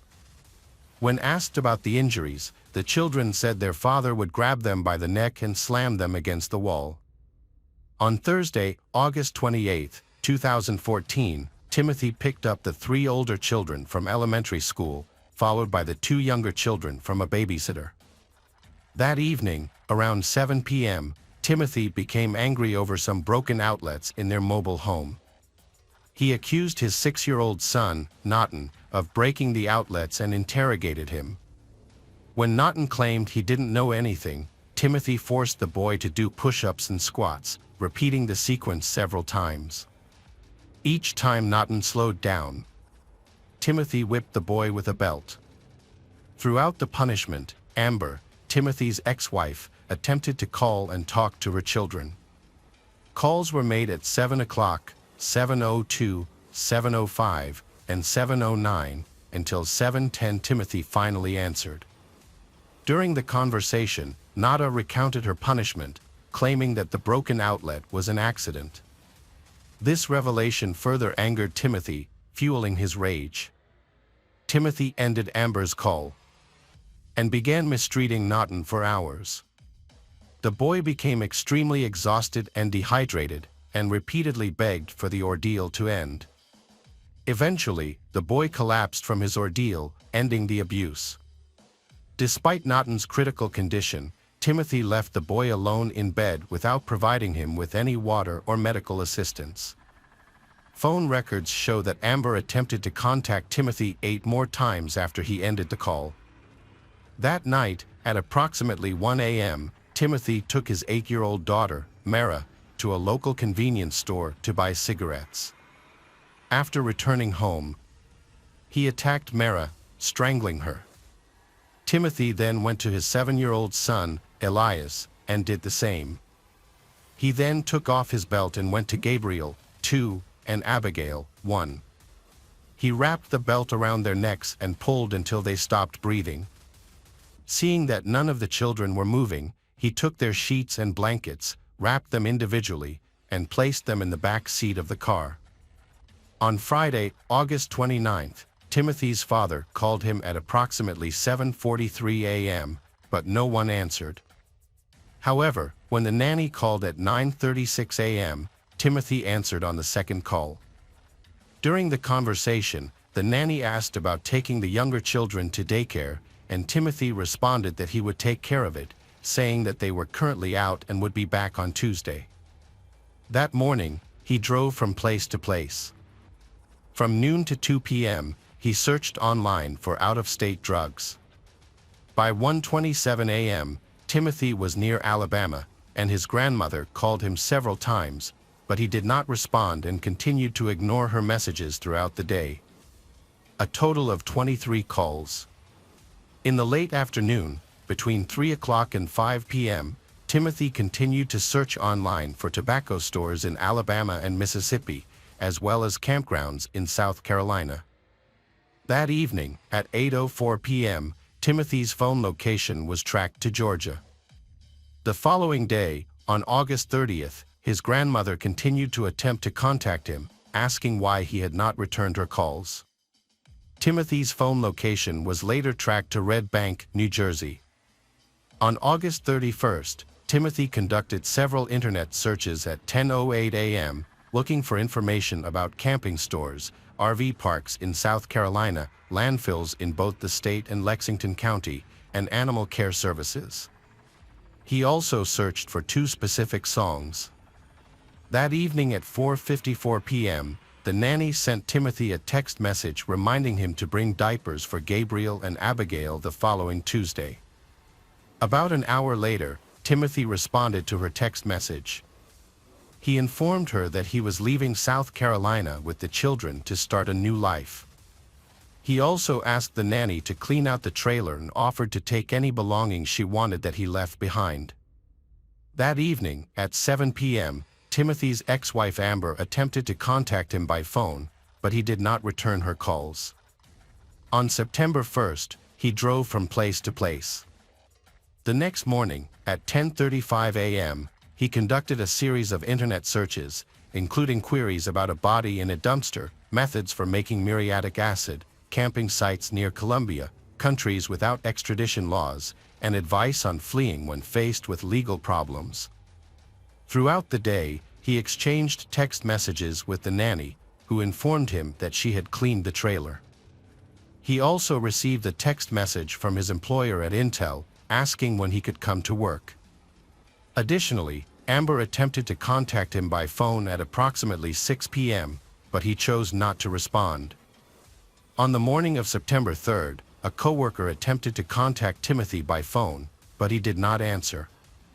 Later that day, surveillance footage showed Timothy at a popular store, where he purchased several items, including a saw, muriatic acid, trash bags, a 5-gallon bucket, and safety glasses. The next day, September 4th, Timothy went to a bank at 6:33 a.m. and deposited a check for $3,518. On September 5th, his location was discovered in Louisville, Georgia, although his phone was only activated briefly that day. The bodies had been in the back seat of his car since August 29th, when Timothy dumped his children's decomposing bodies in a rural area of Alabama at 9:14 a.m. on September 6th. He placed them in black plastic trash bags and left them in a clearing in the woods. Later that day, at 7 p.m., Timothy was stopped at a traffic stop in Smith County, Mississippi. An officer approached the vehicle and smelled a foul odor. The carpet inside the vehicle appeared to have been recently cleaned with bleach. The sheriff stopped Timothy and asked him to show his identification and vehicle registration. When asked, the sheriff noticed that Timothy appeared to be under the influence of something. After testing Timothy, the sheriff discovered that he had an outstanding warrant in South Carolina related to child welfare. When asked about the whereabouts of his children, Timothy initially denied having any children. However, he later claimed to have 3 children living in South Carolina. The officers then asked Timothy to provide them with the phone numbers of his father, grandmother, and ex-wife to verify the children's safety. After the calls, officers immediately arrested Timothy. Once in the patrol car, Timothy became distressed and began talking to officers about his actions with his children. Timothy explained that one of his sons had been playing with an electrical outlet, and in a fit of anger and frustration, he grabbed the boy by the neck and choked him. Timothy said he was violent with his other children. He beat one of his sons until the child lost consciousness. When his older daughter witnessed what was happening and intervened, Timothy grabbed her and choked her until she turned purple. He gave conflicting explanations for his actions to police, with Timothy saying that when he saw his son playing with an electrical outlet, he believed the boy was trying to harm him, which led him to kill his son. When asked about his motive, Timothy explained that he killed his children because he heard voices that made him believe they were plotting against him. He also mistakenly believed that death would bring them more happiness in the afterlife. Timothy initially claimed that his son Nathan's punishment had gotten out of hand, leading to his death after overexertion. Timothy then decided to end the lives of his remaining children. Police questioned why Timothy did not call 911 if it was indeed an accident. Instead, he tried to escape and dump his children. That same day, Timothy led police to the location where the bodies were hidden, and on September 10th, the children's remains were found. During a search of Timothy's car, several personal items were discovered, including family photos, children's clothing, artwork they had created, letters written by their mother to the children, Timothy's college diploma, and his passport. These items were turned over to South Carolina police on September 11th. Among the items seized was a to-do list written by Timothy. The list contained disturbing tasks such as disposing of the body, grinding bones into powder or smaller pieces, and burning the body. It also included items necessary for these tasks, such as camping supplies, gasoline, and muriatic acid. Timothy was arrested on September 13, 2014, and was held in a high-security cell separate from other inmates. While in custody, he underwent multiple evaluations by mental health professionals, including psychiatrists, clinical psychologists, and forensic experts. There are differing opinions among experts who have assessed Timothy's mental state. Some believe he suffered from schizophrenia, bipolar disorder, schizoaffective disorder, or a personality disorder. According to them, his mental condition at the time of the crime may have been worsened by his drug use and a traumatic brain injury when he was 15, which may have led to an underlying mental disorder. These theories were shared with the jury at trial. Other experts, on the other hand, argued that Timothy understood his actions. They pointed out that his efforts to conceal evidence, including from his children, showed that he knew what he was doing was morally and legally wrong. The investigation found that Timothy's internet search history showed that he knew what he was doing was wrong. However, the prosecution offered a different motive, claiming that Timothy was under immense stress due to the breakdown of his marriage and the challenges of caring for his 5 young children. According to Timothy's testimony, the alleged trigger for his actions was his wife's affair with a neighbor who later became her husband. However, his wife disputed this claim in her testimony, saying that her relationship with the neighbor began after her divorce. The trial was held in late May 2019 and included weeks of testimony and evidence against Timothy. The crime is considered one of the most serious in South Carolina history. Tragically, the children's last words to their father were filled with love. When police searched the house after the crime, they found Naughton's favorite toy from Toy Story broken into pieces. Naughton appears to have been the most severely punished, but all the testimonies agree on one thing: the children loved their father. On June 13, 2019, after just 2 hours of deliberation, Timothy Jones Jr. was sentenced to death. As a result, he is currently being held in solitary confinement at a correctional facility. This tragic case ultimately resulted in the loss of innocent young lives, unfortunately due to the marital problems of the parents. Both parents made serious mistakes that could not be undone. Welcome back, detectives. Let's dive into another horrible case. The case of Romina Celeste Núñez Rodriguez. Romina Celeste Núñez Rodriguez was born in the fall of 1990 in Oñan, the capital of Paraguay. She was the oldest of 2 daughters in a poor working-class family. When the girls were still young, their parents divorced. Their mother, Miriam Rodriguez, had to raise them alone. She worked multiple jobs because her ex-husband did not provide any financial support and showed no interest in their well-being. When Romina was still in school, she started working to support her mother and younger sister. At 17, she entered a romantic relationship with a boy named Christopher. He courted her sweetly, and they dreamed of a future together. However, their happiness ended when Romina discovered she was pregnant and told Christopher. He responded by giving her an ultimatum that she could either have an abortion or they would break up for good. Romina was deeply wounded by her lover's words, but after talking to her parents, who she had always been close to, she made the decision to keep the baby. Her greatest fear was that having an abortion at such a young age might prevent her from ever becoming a mother in the future. Therefore, she felt she had no other option. Christopher, true to his word, ended all communication with her and showed no interest in Romina or their child's well-being. At 18, Romina gave birth to a son named Lucas. The arrival of the baby only made their already difficult financial situation worse. Money was extremely tight, and now Romina had to support her grandson too. Feeling depressed about their circumstances, she wanted to improve things and help her family, but she struggled to find a well-paying job in Paraguay. She called her aunt, who lived in sunny Spain. Her aunt invited her to come stay, saying it would be easier for Romina to settle there and that Europe offered more opportunities than Latin America.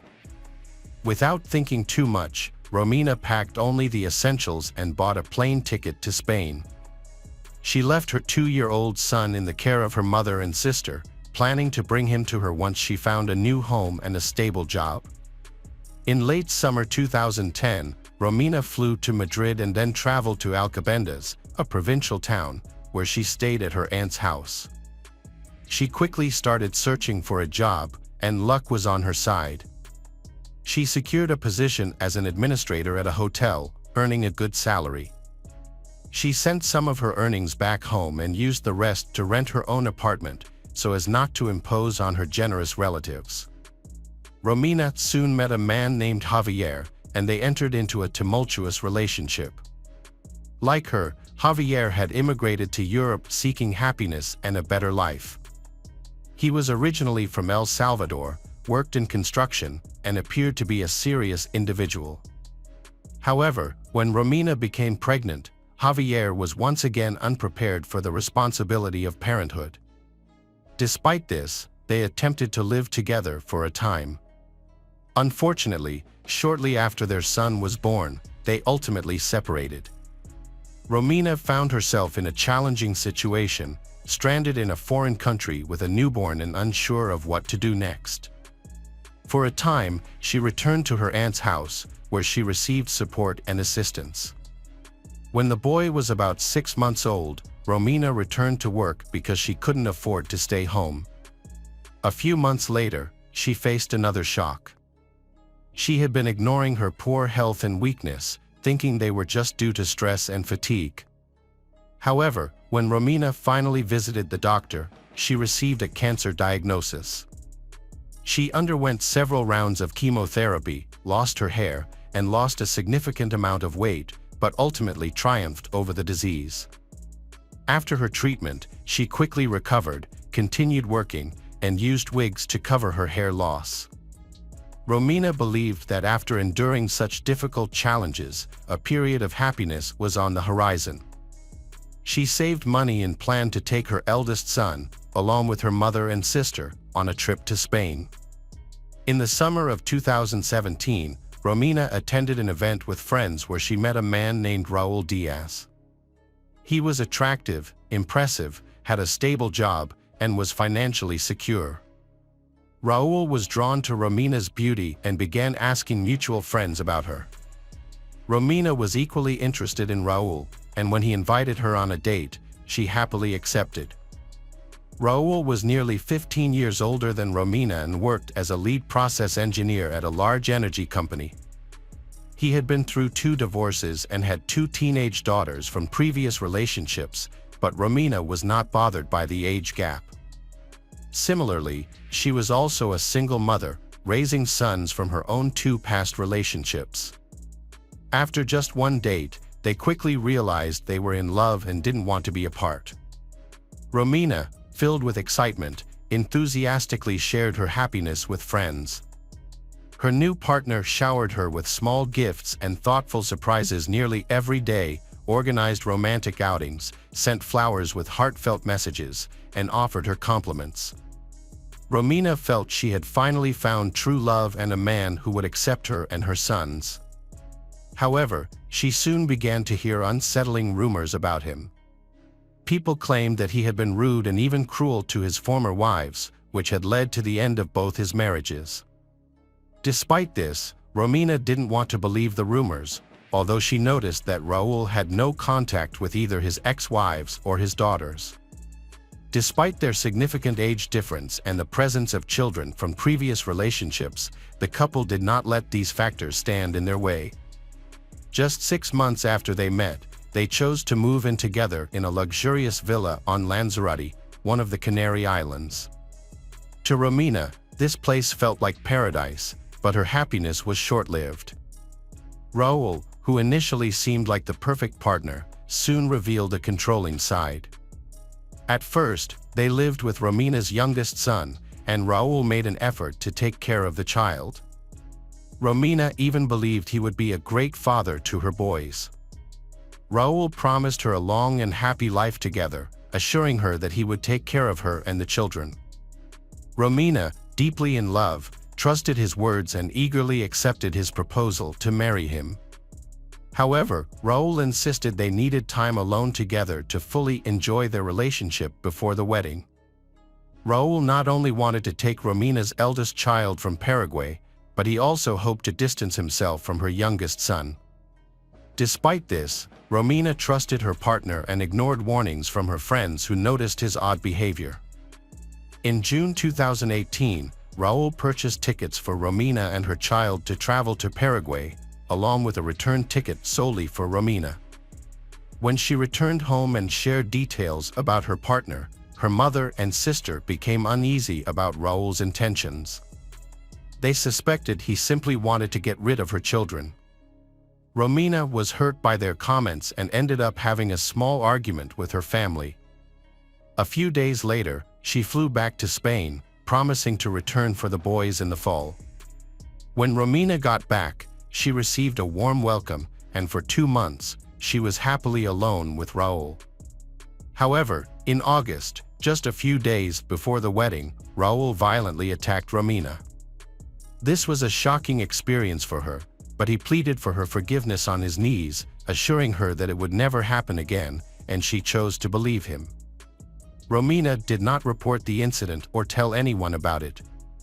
On August 10th, she attended the wedding with makeup covering her bruises, unaware that the man she was marrying would soon take her life. 2 weeks after the wedding, the girl returned to Paraguay, not to pick up her sons as she had initially planned, but to visit her family. Her mother and sister were confused by the changes they noticed in her since they last saw each other. Romina appeared upset and disoriented. She walked with a noticeable limp and had bruises on her neck, which she tried to cover with a scarf. When asked about her condition, Romina either remained silent or claimed she had hurt herself accidentally. She stayed at home for nearly a month, which surprised her relatives since she had just gotten married. Romina explained that her husband had suggested she visit her children because she missed them. Miriam praised her son-in-law for being generous, but she still couldn't understand why her daughter seemed so unhappy. In mid-September, Romina secretly borrowed money from her relatives to buy a return ticket to Spain because her husband refused to pay for it. This should have been a clear sign that returning was not a good idea, yet Romina still hoped for a happy resolution to their marriage. On September 17th, at the airport, her mother, sister, and sons saw her for the last time. After returning to her husband, Romina's life began to feel like a nightmare. Raúl, who was using illegal drugs, no longer hid his addiction from her. When under the influence, he became aggressive and emotionally abused Romina. Each time she tried to leave, he promised to change and insisted that it wouldn't happen again. After the beatings and threats, there were often brief periods when Romina's husband would become loving and caring again, showering her with gifts and planning romantic outings. However, these peaceful moments became shorter over time, and instances of violence occurred more frequently. Just before the new year, Romina confided in her best friend that she feared her husband and worried he might eventually kill her. On December 29th, Raúl beat her so severely that she had to seek medical attention. The hospital staff noticed something was wrong and considered calling the police to report the incident. At that moment, Raúl arrived and insisted that Romina had simply fallen and that there was no need to involve the authorities. Romina went along with his story, declined hospitalization, and returned home with him. On January 1, 2019, Miriam, Romina's mother, repeatedly tried to call her daughter, but Romina did not answer. Concerned, Miriam then called her son-in-law to check on Romina, but he also did not answer. After several days of no contact, Miriam sent Raúl a message indicating she would go to the police for help. This prompted Raúl to quickly return her call, explaining that he and Romina had a fight on December 31st, after which she left with her belongings. He reassured Miriam that Romina would be okay and would return home soon, as this had happened before. Miriam, however, doubted Raúl's explanation and felt something was wrong with her daughter. She insisted that Raúl report the situation to the police. Finally, on January 8th, pressured by Romina's family, Raúl reported her disappearance. This time, he altered his story slightly, claiming that after their quarrel, Romina had taken some money from him and suggested that she might have gone to Paraguay to see the children, which is why he was not too worried before he heard from Miriam. What was Raúl hiding? His testimony was filled with confusion and contradictions, raising many questions and suspicions. As a result, law enforcement decided to investigate the couple's life. After speaking with friends and family, they discovered that the marriage was far from perfect. Romina had often complained to loved ones about her husband's abuse, though she never provided details. Others frequently noticed bruises and injuries on her body. The police decided to place Raul under covert surveillance, tapping his phone conversations. However, Raul seemed to sense that he was being monitored and acted very cautiously, avoiding any behavior that might raise suspicion. Despite this, the investigation continued, and it was soon revealed that Romina had visited the hospital on December 29 with signs of severe beating. Her husband almost forcibly took her from the hospital, preventing her from going to the police. A few months ago, Romina filed a report for domestic violence but retracted it the following day. A week later, Raul, having calmed down somewhat, made a phone call to a relative in the police and carelessly mentioned that his wife was no longer alive and that her body would never be found. This statement prompted police to arrest him as the primary suspect and interrogate him thoroughly. Raul claimed that on New Year's Eve, his wife had been drinking heavily and started to argue with him. She demanded that he bring their children to live with them. When he said he wasn't ready for that, she had a violent outburst, started fighting, and began throwing things at him. Raul stated that he left his house for a few hours until things calmed down. Upon returning, he discovered Romina in the bathtub, unresponsive. He suggested that she had suffocated due to excessive drinking but was worried he might be suspected of her death or accused of murder. To protect himself, Raul decided to erase all evidence and report her as missing. Everyone was shocked by his admission of how he disposed of her body. He claimed he burned Romina's body on a barbecue in the backyard. Living in a luxury complex with a spacious area, he thought the neighbors wouldn't notice what he was doing or smell the burning flesh. However, he underestimated the situation because the barbecue did not function like a crematorium, and her remains were not fully burned after several hours. He then removed the body from the fire, cut it into parts, and put the pieces into separate bags. A few days later, he rented a car to transport the dismembered body to a remote and desolate area of the island, where he discarded the bags into the sea from the cliffs. The police spent weeks searching the shoreline and surrounding areas based on Raul's statements about where he had thrown his wife's remains. Divers and many volunteers participated in the search for body fragments underwater, but none of their efforts produced any findings. Meanwhile, on January 16, Raul was officially charged with domestic violence and the murder of his wife. This development followed a detailed search of his home, which utilized specialized equipment and luminol. This search uncovered multiple traces of washed blood in different rooms. Investigators discovered that Raul had been ordering caustic soda online, a substance used for removing organic materials and paint.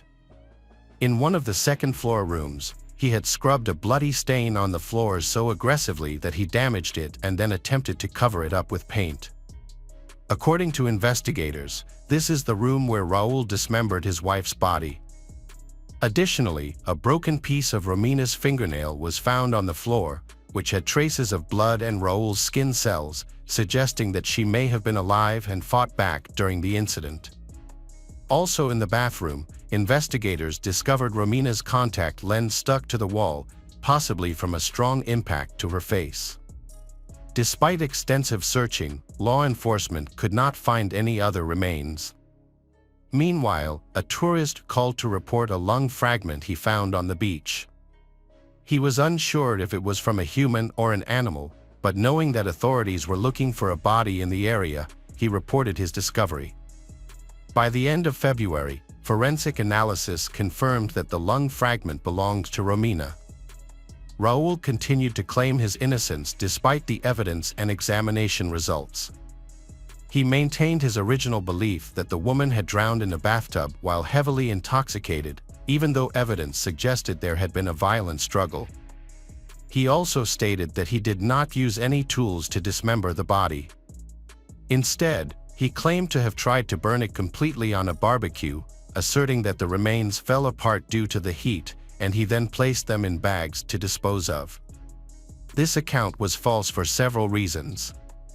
First, the body of the adult Romina could not have fit in the fixture in his yard.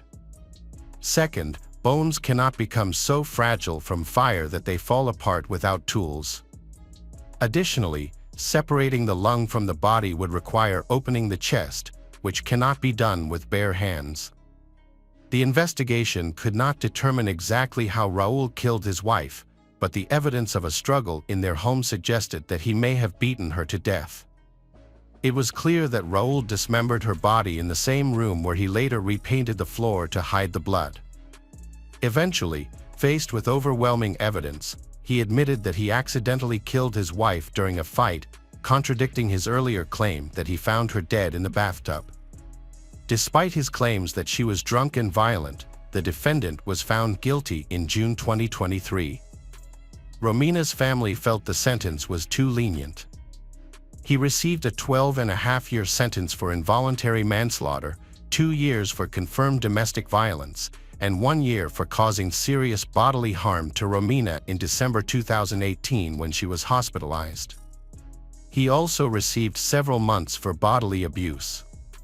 In total, the combined punishment was less than 16 years in prison. Raul is currently serving his sentence while simultaneously trying to appeal the court's decision. The story of Romina Celeste Núñez Rodriguez serves as a poignant reminder of the devastating consequences of domestic violence and the complex struggles faced by individuals seeking a better life. Despite her resilience and efforts to overcome adversity, Romina became a victim of a controlling and abusive relationship, ultimately leading to her untimely demise. The court's lenient verdict against her perpetrator reflects the ongoing challenges in addressing domestic violence, leaving her family and loved ones grappling with their loss and advocating for justice. As we reflect on Romina's case, it is crucial to continue raising awareness about the importance of supporting victims and holding abusers accountable to prevent such tragedies in the future. Welcome back, mystery lovers. Today's case is going to keep you on the edge of your seat. The case of Sophia McKenna. Sophia McKenna was born on March 7, 1996, in North Stonington, Connecticut. At the time of the incident, she was 21 years old and living in Groton, Connecticut. She was the daughter of Michelle from her first marriage and grew up with her brother, Justin, and her younger sister, Grace. Sophia was very caring towards her siblings, whom she loved dearly. As a child, she was happy and intelligent, showing unique qualities. She was active and full of energy, leading a vibrant and fulfilling life. However, her life was significantly affected by her parents' divorce when she was about 6 or 7 years old, which left her with a deep emotional scar. During high school, Sophia was diagnosed with bipolar disorder, which contributed to her depression. This mental illness is marked by extreme mood swings, including episodes of mania or hypomania. Sophia faced emotional lows, characterized by sadness and melancholy, alternating with high-energy periods of euphoria. These mood swings affected her behavior and ability to think clearly.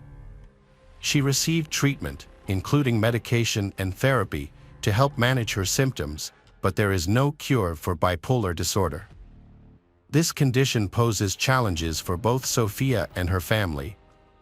It had a significant impact on her daily life, making her behavior unpredictable and her life chaotic, leading to unstable relationships. Those around her often exhibited complex behaviors as well. In 2015, Sophia met Austin, a bright and cheerful young man who quickly won her heart. He pursued Sophia with charm and determination, and they entered into a 3-year relationship. Unfortunately, this relationship was difficult for both Sophia and her mother, Michelle. Austin had some troubling behaviors. He was somewhat aggressive and used anabolic steroids for sports, which contributed to the instability of their relationship. The couple frequently argued and shouted at one another, sometimes escalating to physical confrontations. Sophia, who struggled with mental health issues, often initiated these conflicts. On multiple occasions, Austin's aggressive behavior resulted in injuries to Sophia, necessitating hospital visits. About a month before the incident, Sophia found out about Austin's cheating and decided to end their relationship. Despite this, they still met occasionally. While dealing with her emotions, Sophia focused on moving forward. She was a striking young woman and briefly worked as a model for a local jeans company, which helped her pay for her education. Eventually, she graduated as a massage therapist and got a job at an upscale spa called the Red Door, located in a luxury hotel. There, she met Spencer Mugford, a 20-year-old colleague. Spencer, originally from Florida, loved the sea and was an experienced swimmer working as a sailing instructor. He came from a caring family that had big hopes for his future. Spencer and Sophia quickly formed a close bond due to their shared interests and similar personalities. They reportedly dated for a while, but their families disapproved because the couple often found themselves in troublesome situations. Sophia's mother, Michelle, expressed deep concern for her daughter's well-being, particularly since Sophia continued to meet with her ex-boyfriend, Austin, and they frequently drank alcohol together, which had become a nearly daily habit. Ultimately, Sophia and Spencer decided to end their romantic relationship and remain friends. The exact reasons for this decision are unclear, but it seems that Sophia may have rekindled her relationship with Austin. Despite this, Sophia and Spencer continued to spend a lot of time together, both at work and outside of it, including on their last day together. On Saturday the 27th, Austin tried to reach her but didn't get any response. Initially, he wasn't too concerned because he knew Sophia often slept in. However, after several hours of trying to call and message her without success, he started to worry. He then reached out to Sophia's mother, Michelle, to check if Sophia had contacted her the night before. Michelle hadn't looked at her phone because her younger daughter had been using it all morning. When Michelle checked her phone, she saw that she had 7 missed calls from an unknown number. She decided to call back but only reached the voicemail of Spencer, boyfriend of her daughter's. This made her suspect that the calls might have been from Sophia. Michelle then tried to reach Sophia but got no answer. Feeling anxious, she and Austin started to search for Sophia. Austin called all the local hospitals, while Michelle reported Sophia as missing to the police. They contacted Spencer's family and found out that his relatives were also concerned because he hadn't arrived at an important family gathering and had not answered their calls. They went to Spencer's apartment but found no indication that he had been there. Spencer's father was worried because he knew his son had met with Sophia the night before, especially considering the problems she was dealing with. Spencer's mother mentioned that her son had said he planned to go fishing with a friend, but she suspected he was not truthful and actually intended to meet Sophia. She last spoke to him at 10 p.m. when he said goodnight. Concerned about his absence, Spencer's family reported both his and his girlfriend's disappearance to the police around 6:30 p.m. next day. The police started searching for them at that time. Austin reached out to the sheriff to share information about Sophia and Spencer's whereabouts the night before. He explained that he knew this because he had let Sophia go there. Austin also mentioned that he found a video Sophia posted on Snapchat the night before. In the video, which was recorded on Spencer's phone, they were on a boat heading towards the lighthouse. The footage showed a young man rowing towards the lighthouse, and it looked like they were having a good time. Later, Sophia uploaded a video to her Snapchat account. In the video, she was playfully posing with a concrete barrier and a lighthouse in the background, which had a "Do Not Cross" sign. What happened just minutes after this video remains a mystery. 5 minutes after posting the video at 2:05 a.m., Spencer's mobile phone made its first call to Michelle, Sophia's mother. This was followed by 3 more calls at 2:06, 2:08, and the last call at 2:09. Michelle, who was asleep at the time, did not answer any of these calls. No voicemails or text messages were left, and 911 did not receive any calls from that number that night. The photos and videos shared by them verified their presence at the lighthouse. Consequently, the police quickly sent 20 Coast Guard units to the location. Searches were carried out by the Coast Guard, firefighters, and police using air, sea, and land methods. The police made their first significant find: Sophia's car parked on a university campus, along with her cell phone inside it. Simultaneously, on that same night, the Coast Guard found a T-shirt that Spencer had worn in the video. The police theorized that Spencer may have used it to tie the boat to the shore. The search went on through the night and into the next day. Soon after, a storm hit and state authorities decided to suspend the search for them until new clues or signs of their possible location emerged. This decision left their families and friends devastated, but they didn't give up. They continued searching on their own, putting up pictures and sharing information about Spencer and Sophia's disappearance all over the city. They urged the public to report any information they might have. However, despite many people being in the area when the young people went missing, no witnesses came forward. The families' searches continued for several days, but all questions remained unanswered. What happened? Why did Sophia repeatedly call her mother? Why didn't she leave a voicemail or call the police? There were many speculations and assumptions. Could they have consumed something illicit? Indeed, Sophia and Spencer had broken the law by stealing a boat from the campus and heading to the lighthouse without permission. It's likely Sophia feared they could be held accountable and thus chose not to contact the police. A few days prior, she and Spencer had already had legal issues. Spencer had been detained for driving under the influence, and Sophia had faced charges for aggressive behavior. Perhaps for this reason, she preferred to contact her mother rather than the police. However, it's unknown what other circumstances were present in Sophia's life at that moment. She might have been in a state of panic and unable to think clearly. Everyone's reaction to such situations can be unpredictable. On May 26, 2018, detectives worked to piece together the day's events. It started as a typical sunny and warm day, with the weekend ahead promising fun as the city prepared for Memorial Day celebrations. Sophia had the day off, while Spencer was scheduled to work from 7 a.m. to 7 p.m. Once he finished his shift, the couple planned to meet and join in the festivities. They looked forward to spending the rest of the day together, including a visit to the famous lighthouse known for its paranormal happenings, which they were excited to explore. What happened after Spencer's shift is unclear.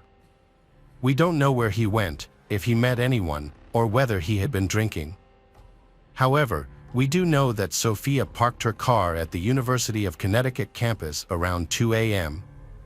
She left her cell phone in the car, possibly because she forgot it or it was out of charge. They then took an illegal sailboat that had no motor, weighed 14 pounds, and was only equipped with oars.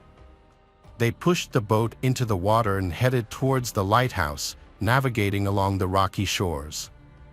This was a dangerous situation because the boat didn't have any safety equipment. They probably felt confident taking this risk due to Spencer's swimming and boating skills, which he had had since childhood.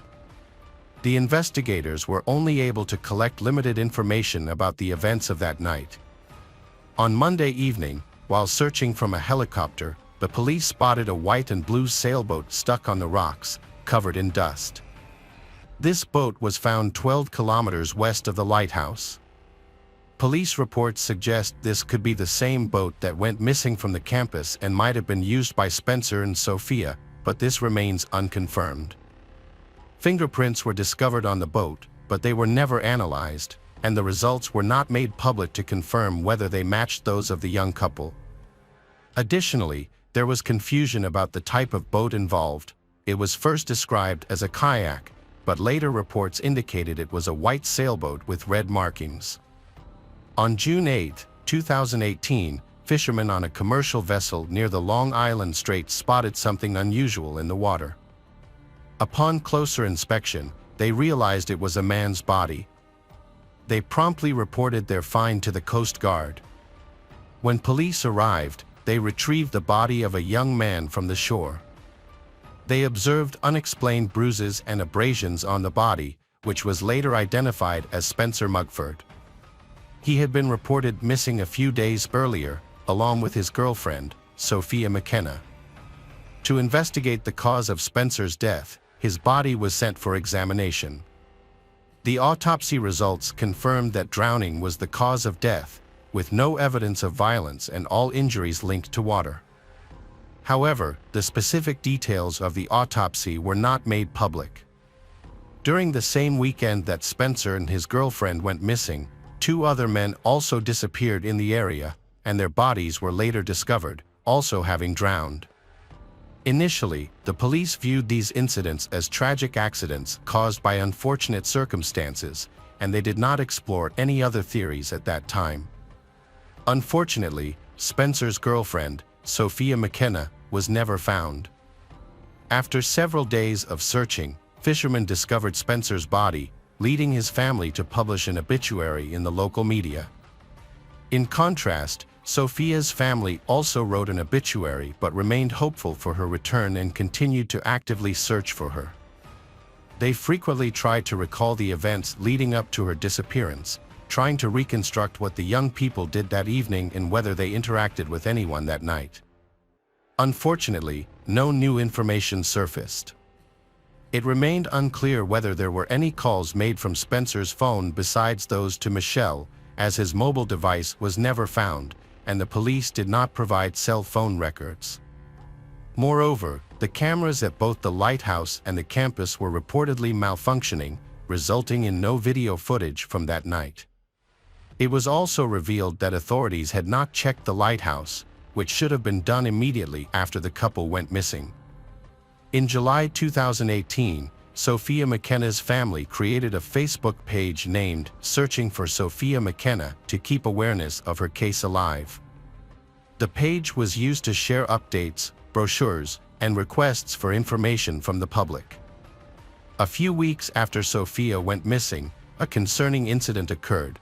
Michelle received a message from Sophia's social media account asking for money. Since Sophia's phone was with the police, this message raised suspicions of possible hacking.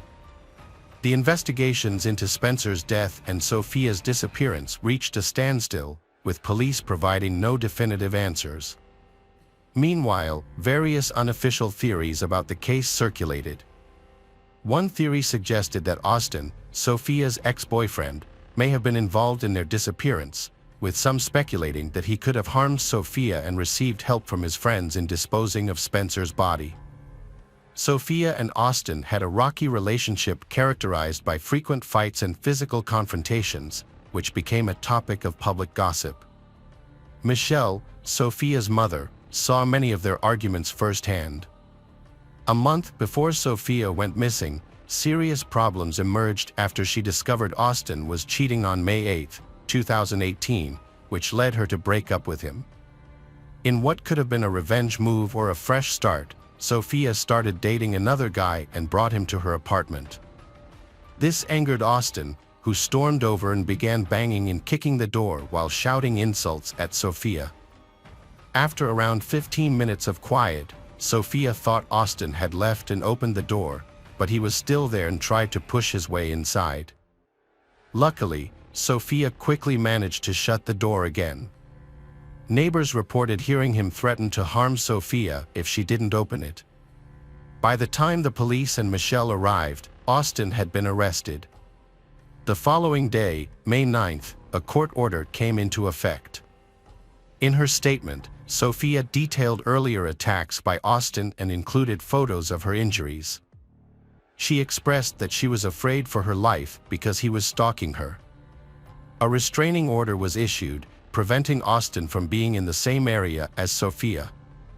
However, Sophia later felt guilty about the situation, and the restrictions were changed. Now, Austin was only barred from being in the same apartment as her. The man who was with Sophia at the time did not reveal his identity and initially did not cooperate with the police. Michelle initially claimed that it was Spencer with Sophia, but later changed her statement. However, a colleague whom Sophia trusted confirmed that it was indeed Spencer. Colleagues of Sophia and Spencer stated that they were in a relationship at the time of their disappearance and acted like a couple both at work and outside of it. Witnesses reported an incident at the hotel where Sophia's ex, Austin, confronted her at her workplace and threatened her publicly. Despite this, Austin and his father joined the search for the missing couple, using a private helicopter and distributing flyers with their images throughout the city. Austin claimed on social media that Sophia had been his girlfriend for 3 years and insisted she had only a platonic friendship with Spencer. Many found this post strange, as it seemed to focus more on his relationship with Sophia than on her disappearance. On July 10th, Sophia's family and friends held a memorial for her. Austin attended the event with Michelle and later shared a now-deleted message online saying, "Rest in peace, baby, we'll see each other soon." These actions raised concerns among people who knew them. Austin told the police that he spent the entire day with Sophia on May 26th and that they continued to meet despite a court order, even making plans for the following day. A friend of Austin mentioned that around 3 a.m. on the night of the incident, Austin texted Sophia saying he was at the gym with a friend. However, this claim seems questionable since gyms are closed at that hour. His family asserted he was home before leaving for the gym. An anonymous witness stated that Austin and his brother were invited to a party that day. Although Austin initially planned to attend, he later texted that he was tired and would not go. This situation raises concerns about Austin's location when Sophia and Spencer went missing, and there are no clear answers regarding his whereabouts. Austin's friends describe him as moody, which may be intensified by steroid use. There were rumors about Austin, his brother, and a friend having ties to the local police. Furthermore, a woman related to Austin was reportedly married to the police chief who was looking into Sophia's case and had faced complaints of police violence. However, the trustworthiness of these claims, made by a friend of Austin with a criminal history, is questionable. The day after these rumors circulated, a YouTube channel focused on disappearances in Long Island uploaded a video about Sophia. After that, Austin deleted all of their photos together from his social media, leading to confusion, especially since Sophia's fate was still unknown. One theory suggests that Austin had started dating someone new and wanted to avoid complications. However, it seemed odd that he removed all photos of Sophia. Additionally, shortly after Sophia went missing, Austin became noticeably less involved in the search efforts. When he met with investigators, he seemed calm and collected, showing no visible signs of distress over the loss of someone important. However, this alone is not enough to make any accusations against Austin, as people have different ways of responding to stress. One theory proposes that Sophia was murdered to stop her from testifying against Austin in a domestic violence case.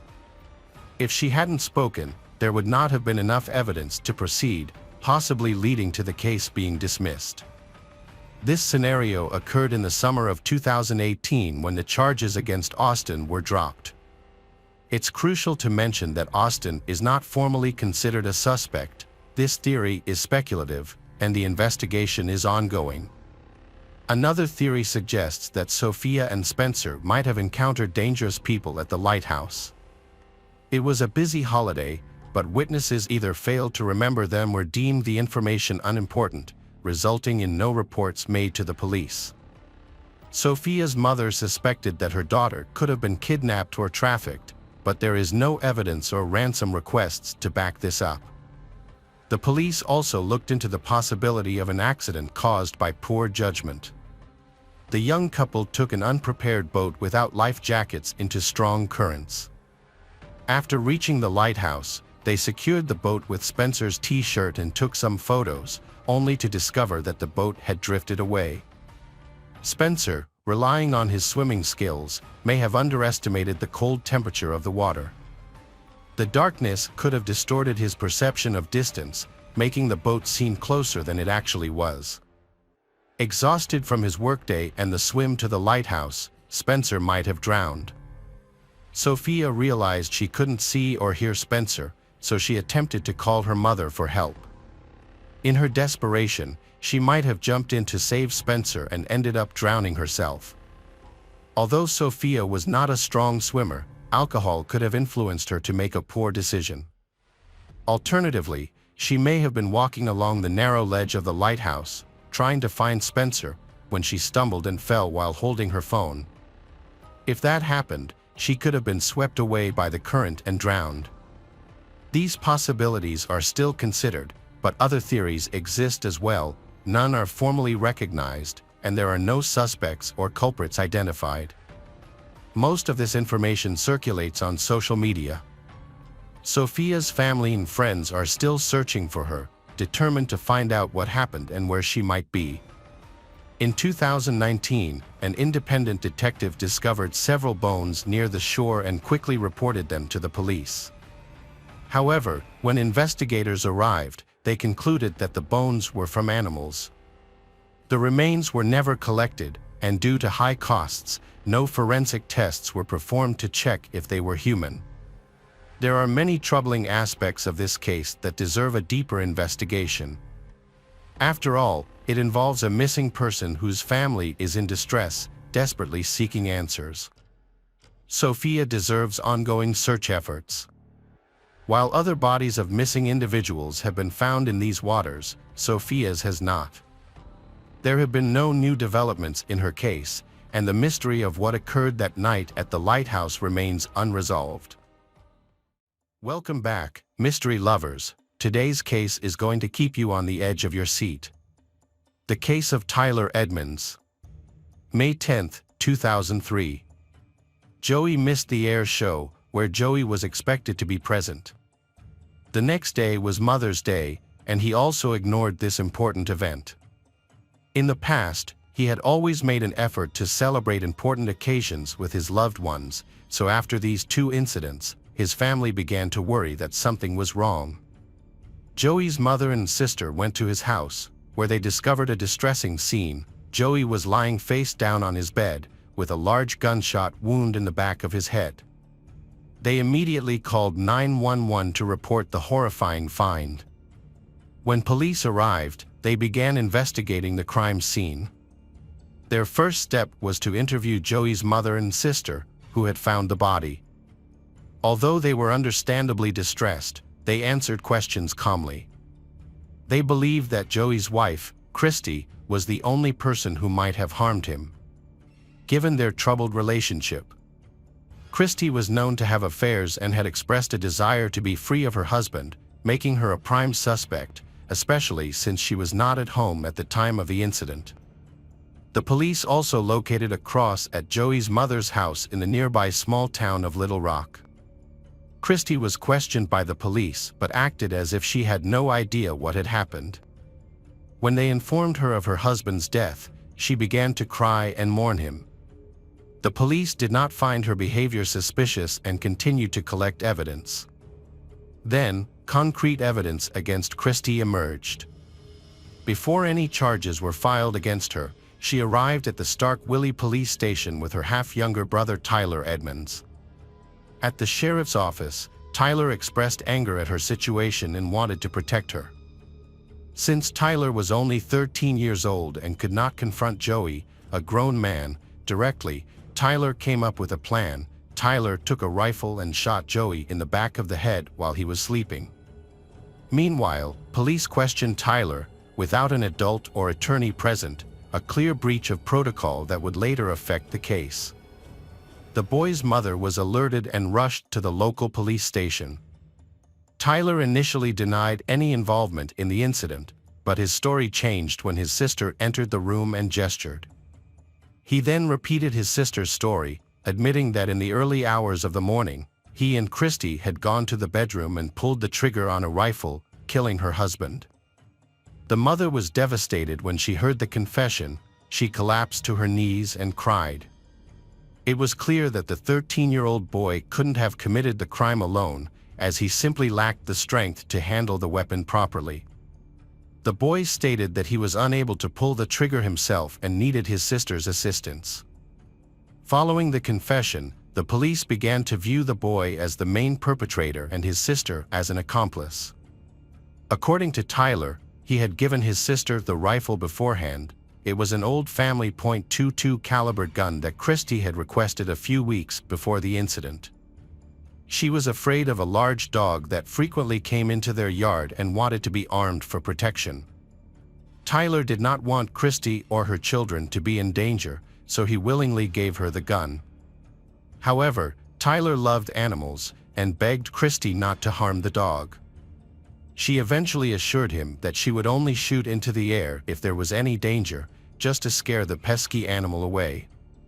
Before giving the gun to Christy, Tyler believed that the gun was broken because he and his friends had tried to fix it but failed. The old rifle had been gathering dust in the attic for years and was considered a family heirloom. The day before the incident, Tyler was picked up from school by his older sister, Christy. However, Christy was out with her new boyfriend and forgot to pick Tyler up. She then arrived a few hours late, picked Tyler up, and took him to her house. After returning home from school, Christy took Tyler to the backyard to test the rifle, and the rifle broke and failed to fire. Christy then put the broken gun in the trunk of her car. Police were convinced that something in Tyler's story did not fit and did not match his sister Christy's account. When asked by police how he held the gun and fired the shot, Tyler responded vaguely. Although he confessed, he was unable to describe the murder. A few days later, Tyler wrote a retraction. According to he pleaded guilty because he wanted to protect his half-older sister. He believed that he would not go to prison because of his age, so he was willing to accept responsibility for Joey's death. As a result, he was unwittingly held responsible for Christy's crimes and now faces life in prison. Tyler told a new story. He said that on May 10, 2003, he was getting ready for a trip with Christy to visit their father. The day before, he had slept over at his sister's house. That Saturday morning, Tyler woke up early to his sister's alarm clock to get ready for the trip. While waiting in the car with Christy's daughter, they sat together for about 5 minutes. As Tyler was adjusting the radio, he suddenly heard a loud bang coming from the house. He believed that the rifle was still in the trunk of the car, so he didn't think much of the noise he heard. Christy had a cat that often knocked things over and broke things, so he assumed that was the cause of the noise, especially since Christy was usually loud. A few minutes later, Christy left the house and got into the car, and Tyler thought they had left without incident. It was only on the way back that Christy revealed that she had shot Joey. Tyler was stunned. Christy cried and begged him to help her avoid the death penalty. So Tyler promised to take some responsibility, arguing that because he was young, he would not face severe punishment. Was Tyler really the one who killed his sister's husband? To answer this question, the police had to delve into the details of this family's life. Tyler and Christy went to the same school, but the girl was significantly older and graduated earlier. As a student, Tyler had always been a smart and hardworking child, sweet, kind and calm. In addition, he was a sociable boy, so he easily found a common language with his classmates and others. It seemed like he had a bright future. Tyler's mother, Sharon, raised Tyler on her own. His parents divorced when he was young due to his father's aggressive issues. Eventually, his mother ran out of patience and could no longer tolerate his behavior. Sharon filed for divorce, gaining full custody so as not to put Tyler in danger. Sharon prevented Tyler from communicating with his biological father, even when a social worker was present. Christy understood that Tyler wanted to see his father despite his mother's restrictions and a court ruling. Tyler still felt the connection to his father and wished to spend time with him. This led him to meet his father against his mother's wishes. One day, Christy asked Tyler if he wanted to spend the weekend at his father's house. Tyler was excited and agreed to the visit. At that time, Christy was married to her husband, Joey, and they had 3 children together. When Joey first met Christy, he was drawn to her beauty and strength, which made him overlook her flaws. Christy is quite manipulative and primarily focuses on her own needs, often ignoring Joey's feelings. She does not hide her affair from him. He is aware of it but chooses to ignore it. It seems that Christy desires a family mainly to satisfy her parents and meet societal expectations. At one point, Christy tried to persuade Tyler that she would be a better guardian for him than their mother, but Tyler resisted her attempts. He loved his mother deeply, and she had long suspected Christy's true motives. Christy often displayed manipulative behavior and had frequent outbursts of anger and aggression, often lashing out at family members over minor issues. These outbursts were impulsive and hard to control. Initially, her family thought her behavior was due to stress, but the reality was more serious. Christy's anger intensified, and she began blaming her caring husband, Joey, for her problems. Despite Christy's unpredictable behavior, Tyler's mother allowed him to continue spending time with her, believing that their close relationship was safe. Both individuals involved in the massacre were arrested and charged with murder, which, under Mississippi law, carries the death penalty. However, a judge decided to try Tyler Edmonds as an adult due to the serious nature of the crime. Despite this, because he was a minor, he could not receive a death sentence. Instead, it was anticipated that he would receive a sentence without the possibility of parole. Tyler Edmonds' trial began on July 20, 2004. This case garnered significant attention because the primary perpetrator of the brutal massacre was just a 13-year-old schoolboy. Tyler was defended by one of the state's best attorneys, who believed that Tyler's initial confession was a lie. The defense also believed that the confession was obtained under pressure from the police. The child admitted that he was frightened when he found himself being questioned, especially because he was initially questioned without his mother and attorney present, which was a violation. The only physical evidence in the case, apart from the bullet, included Christy's fingerprints found on the porch and motion sensors. The lights were turned off during the crime, likely to avoid alerting the neighbors. Christy's fingerprints were also the only ones found on the gun. The Tyler claimed he made the false confession to protect his older sister from the death penalty, believing that, because of his age, he wouldn't be punished for the crime. However, when he realized he could face serious consequences, he became scared and refused to support his sister. During the trial, the judge allowed the prosecution to present Tyler's confession in his own words.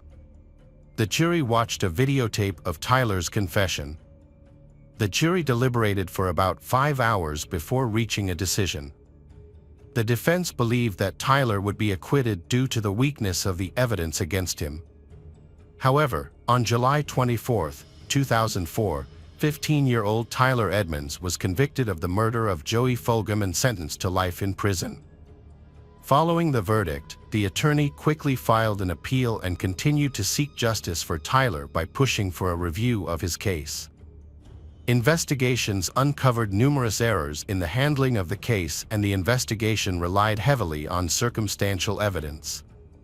The key piece of evidence was Tyler's own confession, but the defense argued that this confession may have been coerced or obtained through psychological pressure from interrogators. Given that the conversation involved a minor, specifically a schoolboy, the officers had significant control over him when left alone. Despite the lawyer's efforts, the Tyler was ultimately imprisoned. Mississippi's laws were quite strict, making it nearly impossible to appeal a conviction, and the process was extremely challenging. However, the lawyer and Tyler's friends and family remained hopeful. They found it hard to believe that he could commit such a brutal murder. Tyler had positive relationships with his family members, including Joey, and he did not have any mental health issues or disorders. Moreover, there was no clear motive for the murder, and many thought Christy's account was unlikely. People believed that Tyler's conviction stemmed from mistakes made by the court and that his confession was influenced by manipulation from his half-sister. Tyler's attorney was determined. The defense acknowledged that a review of the case would only be possible if they appealed vigorously. However, even if they were successful, the review process could take years. As a result, Tyler's trial attracted considerable public attention. In January 2007, a turning point came when the Mississippi Supreme Court agreed to review Tyler's case. This was a significant achievement for the defense attorney, who had finally gotten the court's attention. By this point, Tyler had been in prison for nearly 4 years. According to the expert, there were 2 people holding the rifle. However, he could not determine how many people were involved when the shot was fired based on the trajectory of the bullet. Other experts later challenged his testimony, claiming that it was biased. This put the Mississippi prosecutor's office in a difficult position because they lacked additional evidence. In order to simplify the situation and possibly reduce his sentence, the prosecution offered Tyler a plea deal. They suggested that he could plead guilty to a lesser charge in exchange for a lighter sentence, with the chance of immediate release because he had already served a long sentence. However, Tyler did not want to go free. He was determined to prove his innocence. Rejecting the plea deal meant that Tyler faced the possibility of being convicted again, which could have resulted in him being sentenced to life in prison. Tyler has vehemently denied the charges against him, maintaining that he is innocent and will not plead guilty to a crime he did not commit. On October 28, 2008, Tyler's retrial began. His attorneys viewed the case as a fight for justice. In their opening statements, the defense attorneys emphasized that the legal charges were brought against the 13-year-old boy as if he were an adult. The criminal investigation was riddled with serious errors, and the police failed to respect Tyler's rights during questioning. Following Tyler's confession, law enforcement focused solely on determining his guilt without investigating the truth of his statements. There were significant discrepancies between Tyler's confession and the available evidence, and police were aware of these discrepancies. Authorities had only circumstantial evidence, some of which the attorney believed could be challenged by Christy, Tyler's sister. The defense hoped her testimony would be important in disproving the claim of bias against Tyler. However, on her attorney's advice, Christy chose not to answer any questions, which came as a surprise. The decision suggested to the jury that she might be hiding something. Christy appeared to have selfish motives. She had no concern for the fate of her half-younger brother, and she had good reason to want her husband, Joey, dead. He had a $300,000 life insurance policy that would have paid her a substantial payout if he had died. Before the murder, Christy had asked about the amount of money she would receive upon her husband's death, even though Joey had signed a confidentiality agreement prohibiting such questions. However, she believed that it would be an opportunity that would benefit her since she was the named beneficiary. During the trial, Christy's father testified that she had asked him to provide her with a weapon to help her kill her husband. She had promised him a new Cadillac with the insurance money if he helped her. However, he denied participating in any crime and suggested that she simply divorce Joey. Christy responded that divorce would prevent her from receiving the insurance money, which further exposed her selfish intentions. The attorney was convinced that Christy intended to kill her husband and had manipulated younger brother into pleading guilty to avoid responsibility. At the time of the murder, Tyler Edmonds was an exemplary student with no history of violence or crime. Tyler respected his elders, attended church regularly, and was active in sports, which made him well-liked in the community.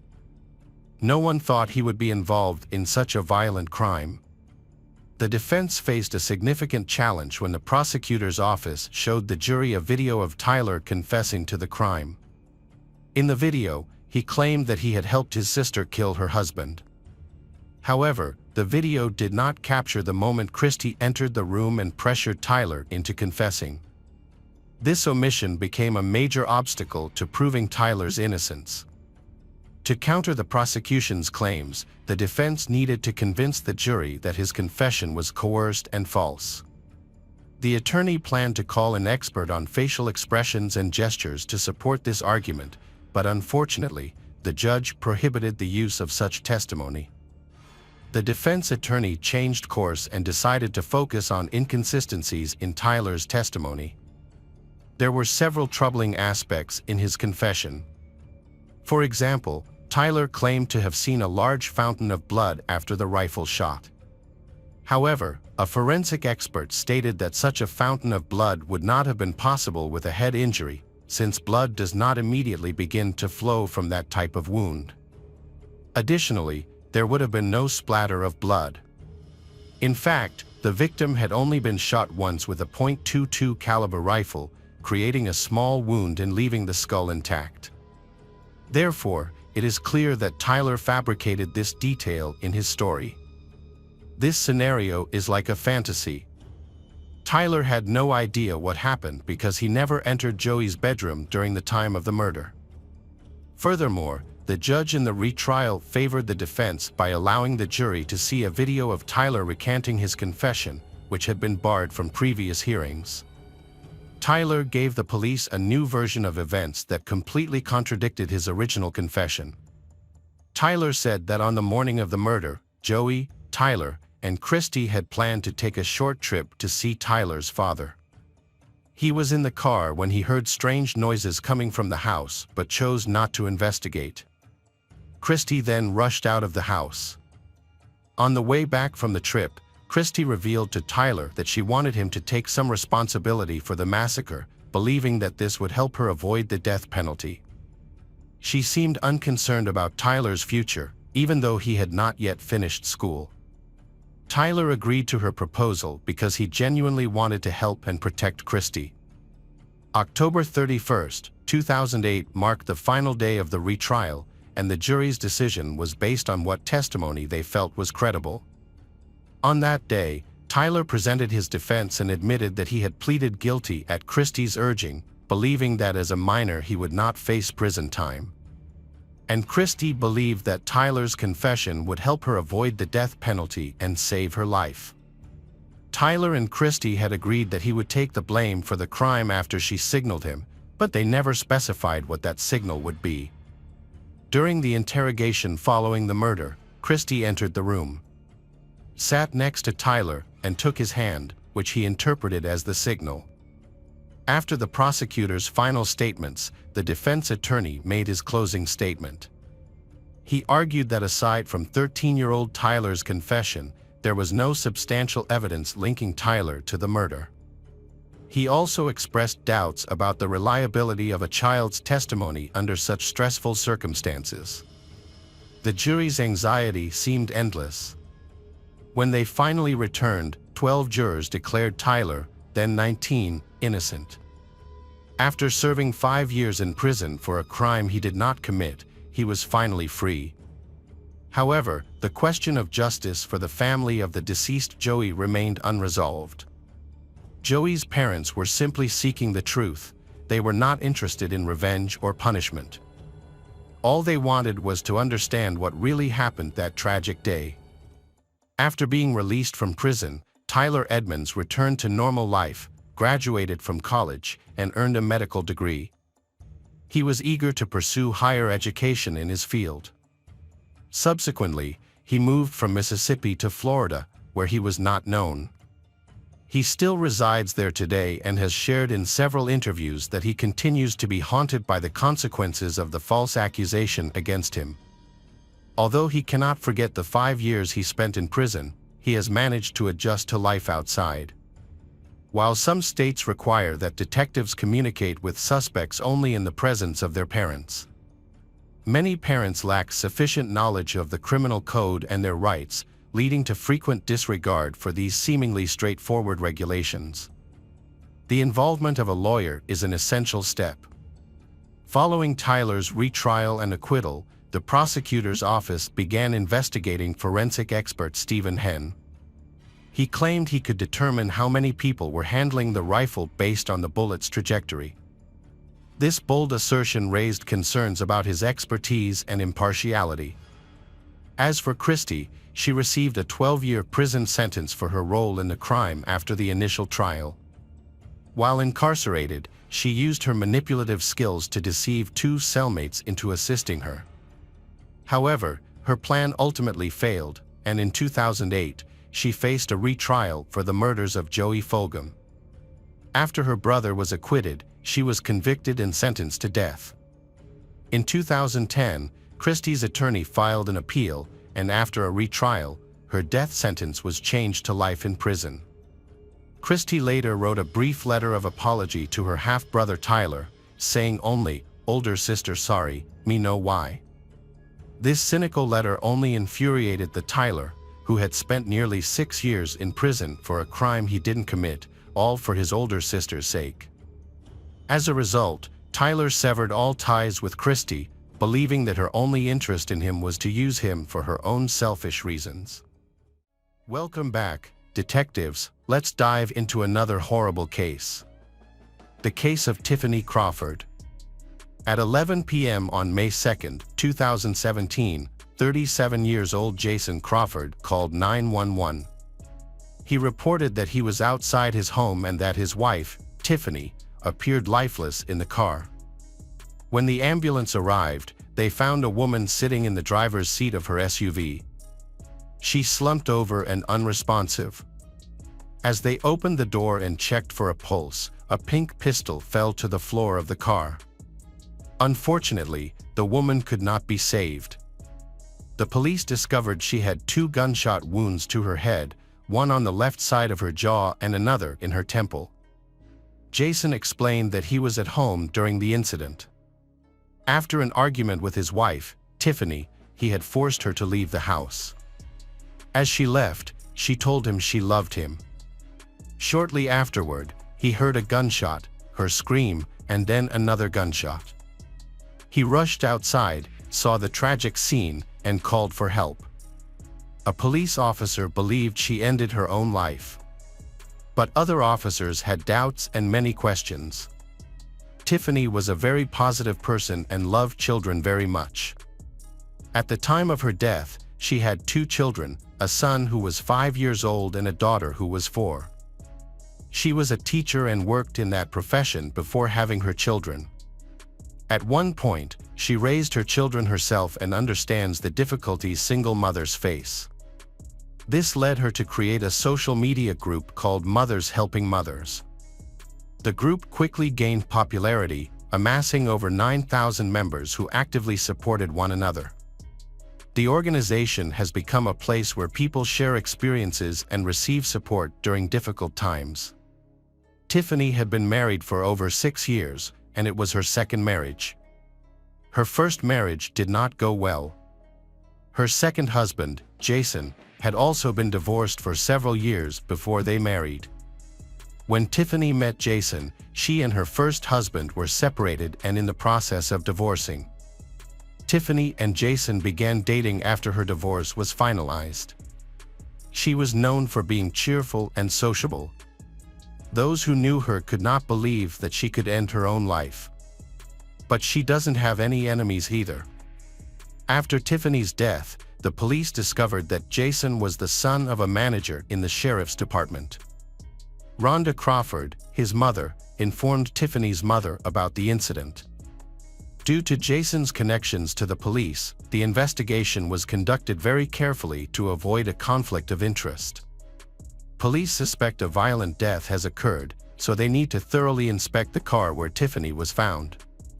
Consequently, the car was confiscated and inspected, and the area around it was scrutinized, but they didn't find any clues. An autopsy was needed to determine if Tiffany could have shot herself twice. The police continued their work at the scene after the medics departed. However, by morning, the sheriff decided to transfer the case to the Alabama Bureau of Investigation due to the conflict of interest. The new investigators needed to reconstruct the incident from the beginning and EED the SUV to find evidence. A warrant was obtained to search the vehicle, but when an officer went to the sheriff's office, they found out that the car had already been returned to Tiffany's family and Jason was using it. When an officer arrived at Jason's house, he found that the SUV had been thoroughly cleaned, and the interior was shining. Although less than 24 hours had passed since Tiffany's death, important evidence was lost. However, the lab was able to examine the car and take several photographs. For unknown reasons, the vehicle was returned to Jason, as if the possibility of murder was not considered. Despite these suspicious circumstances, the officers were interested in the conversation that occurred between him and Tiffany on that tragic night. Jason mentioned that Tiffany has become very distant from him in recent months. He noticed changes in her behavior, which he attributed to alcohol. According to Jason, she was consuming 2 or 3 bottles of strong alcohol each week and was involved with a support group for mothers. Meanwhile, their marriage was falling apart. At the same time, experts are analyzing the bullet's flight path and studying the possibility that Tiffany shot herself twice. The first shot struck the left side of her chin, and the second hit her left temple, with the weapon falling from her left hand. However, Tiffany was right-handed. It is very uncommon for police to encounter cases where a victim inflicts fatal injuries on themselves, especially using their non-dominant hand. This was the first time they had seen such a scenario. All the circumstances were very confusing, which made the investigation take a long time. Police accessed Jason and Tiffany's social media and computers. Then, they found several important messages. Just a few hours before the incident, Jason discovered Tiffany's messages with another man on the computer. This may make him angry, and maybe he killed her, making him a suspect. Then, Jason admitted he knew about the messages and was angry, leading to an argument. He met his wife at the door and refused to let her in. Their conversation lasted about an hour, during which she asked to collect her clothes. Jason slammed the door and went to gather her belongings. According to Jason, moments later, he heard a gunshot, a scream, and then another gunshot. After interviewing Tiffany's relatives and friends, the police discovered that her mother and friends knew about her extramarital affair. It was revealed that she intended to leave Jason because they often quarrel and have conflicts. They had been facing issues for a while, and it seemed that a divorce was imminent. Tiffany found a job at a grocery store, which allowed her to be financially independent and not dependent on her husband. She did not want her husband to find out about her new relationship to avoid hurting him. Long before the incident, she communicated with her mother over the phone, clarifying that she and the other man were just talking and nothing more. She planned to have a serious discussion with her husband, Jason, to talk over all the details of the divorce. Most of Tiffany's relatives and friends do not believe that she ending her own life. They knew that she would not be able to leave her young children behind. However, Jason already knew what had happened, and it involved he. Detectives listened back to the recording of Jason's call to 911, which he made after discovering Tiffany's body. The police noted that he was extremely calm, which was unusual given the circumstances. He didn't seem worried at all. Moreover, when the dispatcher repeatedly asked who had shot she, he didn't answer any of the questions. Was his silence due to remorse, as if he were the killer? A week after Tiffany's death, the results of the forensic examination were still pending. Nevertheless, the detective decided to question Jason. The officer inquired about the incidents of that evening, revealing new details that Jason had not previously mentioned. The detective suggested a lie detector test, which Jason agreed to take. During the test, he was asked directly if he had shot his wife. He denied shooting her, ended the interrogation, and left. The police did not detain him, but the lie detector test was automatically considered a failure. The forensic examination took longer than expected because of some contentious issues, and there wasn't enough evidence to charge Jason. However, there was enough reason to classify the case as a murder. No one believed that Tiffany had ending her own life. It took nearly a year for Jason to face a jury. For the relatives and friends of the Crawfords, this period was extremely difficult. No one could have imagined that Tiffany would ending her own life, especially twice. However, Jason was such a wonderful person that it seemed impossible to suspect him of such a cold-blooded murder. During the year-long investigation, Tiffany's relatives continued to communicate and maintain relations with the Crawfords. Nevertheless, investigators had a different perspective, as the autopsy confirmed that Tiffany was murdered. The first wound paralyzed her, so it was impossible for her to fire a second shot. It appeared that the second shot was meant to finish her off. Jason was arrested on May 21, 2018, but was in custody for only half an hour, then, he being released on a $100,000 bail. Law enforcement officials noted that he appeared unworried, remaining confident and calm. The defense argued that no traces of gunfire or blood were found on Jason's clothes. However, the police did not conduct these tests because they initially believed Tiffany had ended her own life. The house was not searched. If searched, it might have revealed Jason's involvement in the case. Their eldest son hesitantly said he heard his father, Jason, enter the house before the first shot was fired. The prosecution argued for Jason's guilt, pointing to a failed lie detector test. However, the defense countered that lie detector tests are not 100% accurate and have a significant margin of error. Forensic experts and police remain convinced that he is guilty. His calm demeanor during the call to 911 was noted, but could not be considered evidence. He explained that he was in shock due to the traumatic sight, which was why he was calm. People react differently in such situations. Forensic experts have good reason to suspect Jason, a gunshot wound on the left side of Tiffany's head. There were no gunpowder particles or abrasions around the wound, which typically occur from the shock wave when a gun is fired at close range. These traces vanish at distances over 25 centimeters, making it nearly impossible for her to inflict the wound on herself without assistance, especially in the confined space of a car. Moreover, the trigger was pulled with the left hand while the car door was closed. Even if she had turned around in the car, there wouldn't have been enough space for such a movement. When detectives arrived at the scene that night, the driver's side door was closed. There was no blood or gunpowder on the glass, suggesting the door was open during the shooting. These inconsistencies imply that the killer was nearby when the incident occurred. The killer likely shot Tiffany with the door open, placed the gun in her hand, closed the car door, and the gun then fell from her hand. Despite this evidences, Tiffany's mother continued to support Jason. In an interview, she expressed that she still trusts him, emphasizing that he is a decent man. The first trial ended without a verdict because the jury could not agree on Jason's guilt. The reason is the lack of evidence such as fingerprints, DNA, or security camera footage. More than 4 years have passed since that tragic night.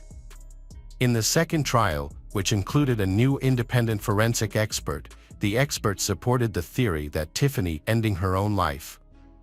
In November 2022, Jason appeared in court again, he facing charges of first-degree murder. He still had the support of Tiffany's mother, although she did not want to attend court to hear accusations she believed were false. Despite her reluctance, she was compelled to testify as the prosecution's first witness. The prosecution highlighted Jason's history of being wronged, noting that his first wife had cheated on him, severely damaging his honor, and that his second wife, Tiffany, was also in contact with another man. Police discovered a recording of a call Jason made the evening before the murder, indicating he was extremely upset. However, Jason claimed he did not remember this conversation. He also continued to have a friendly relationship with his first wife.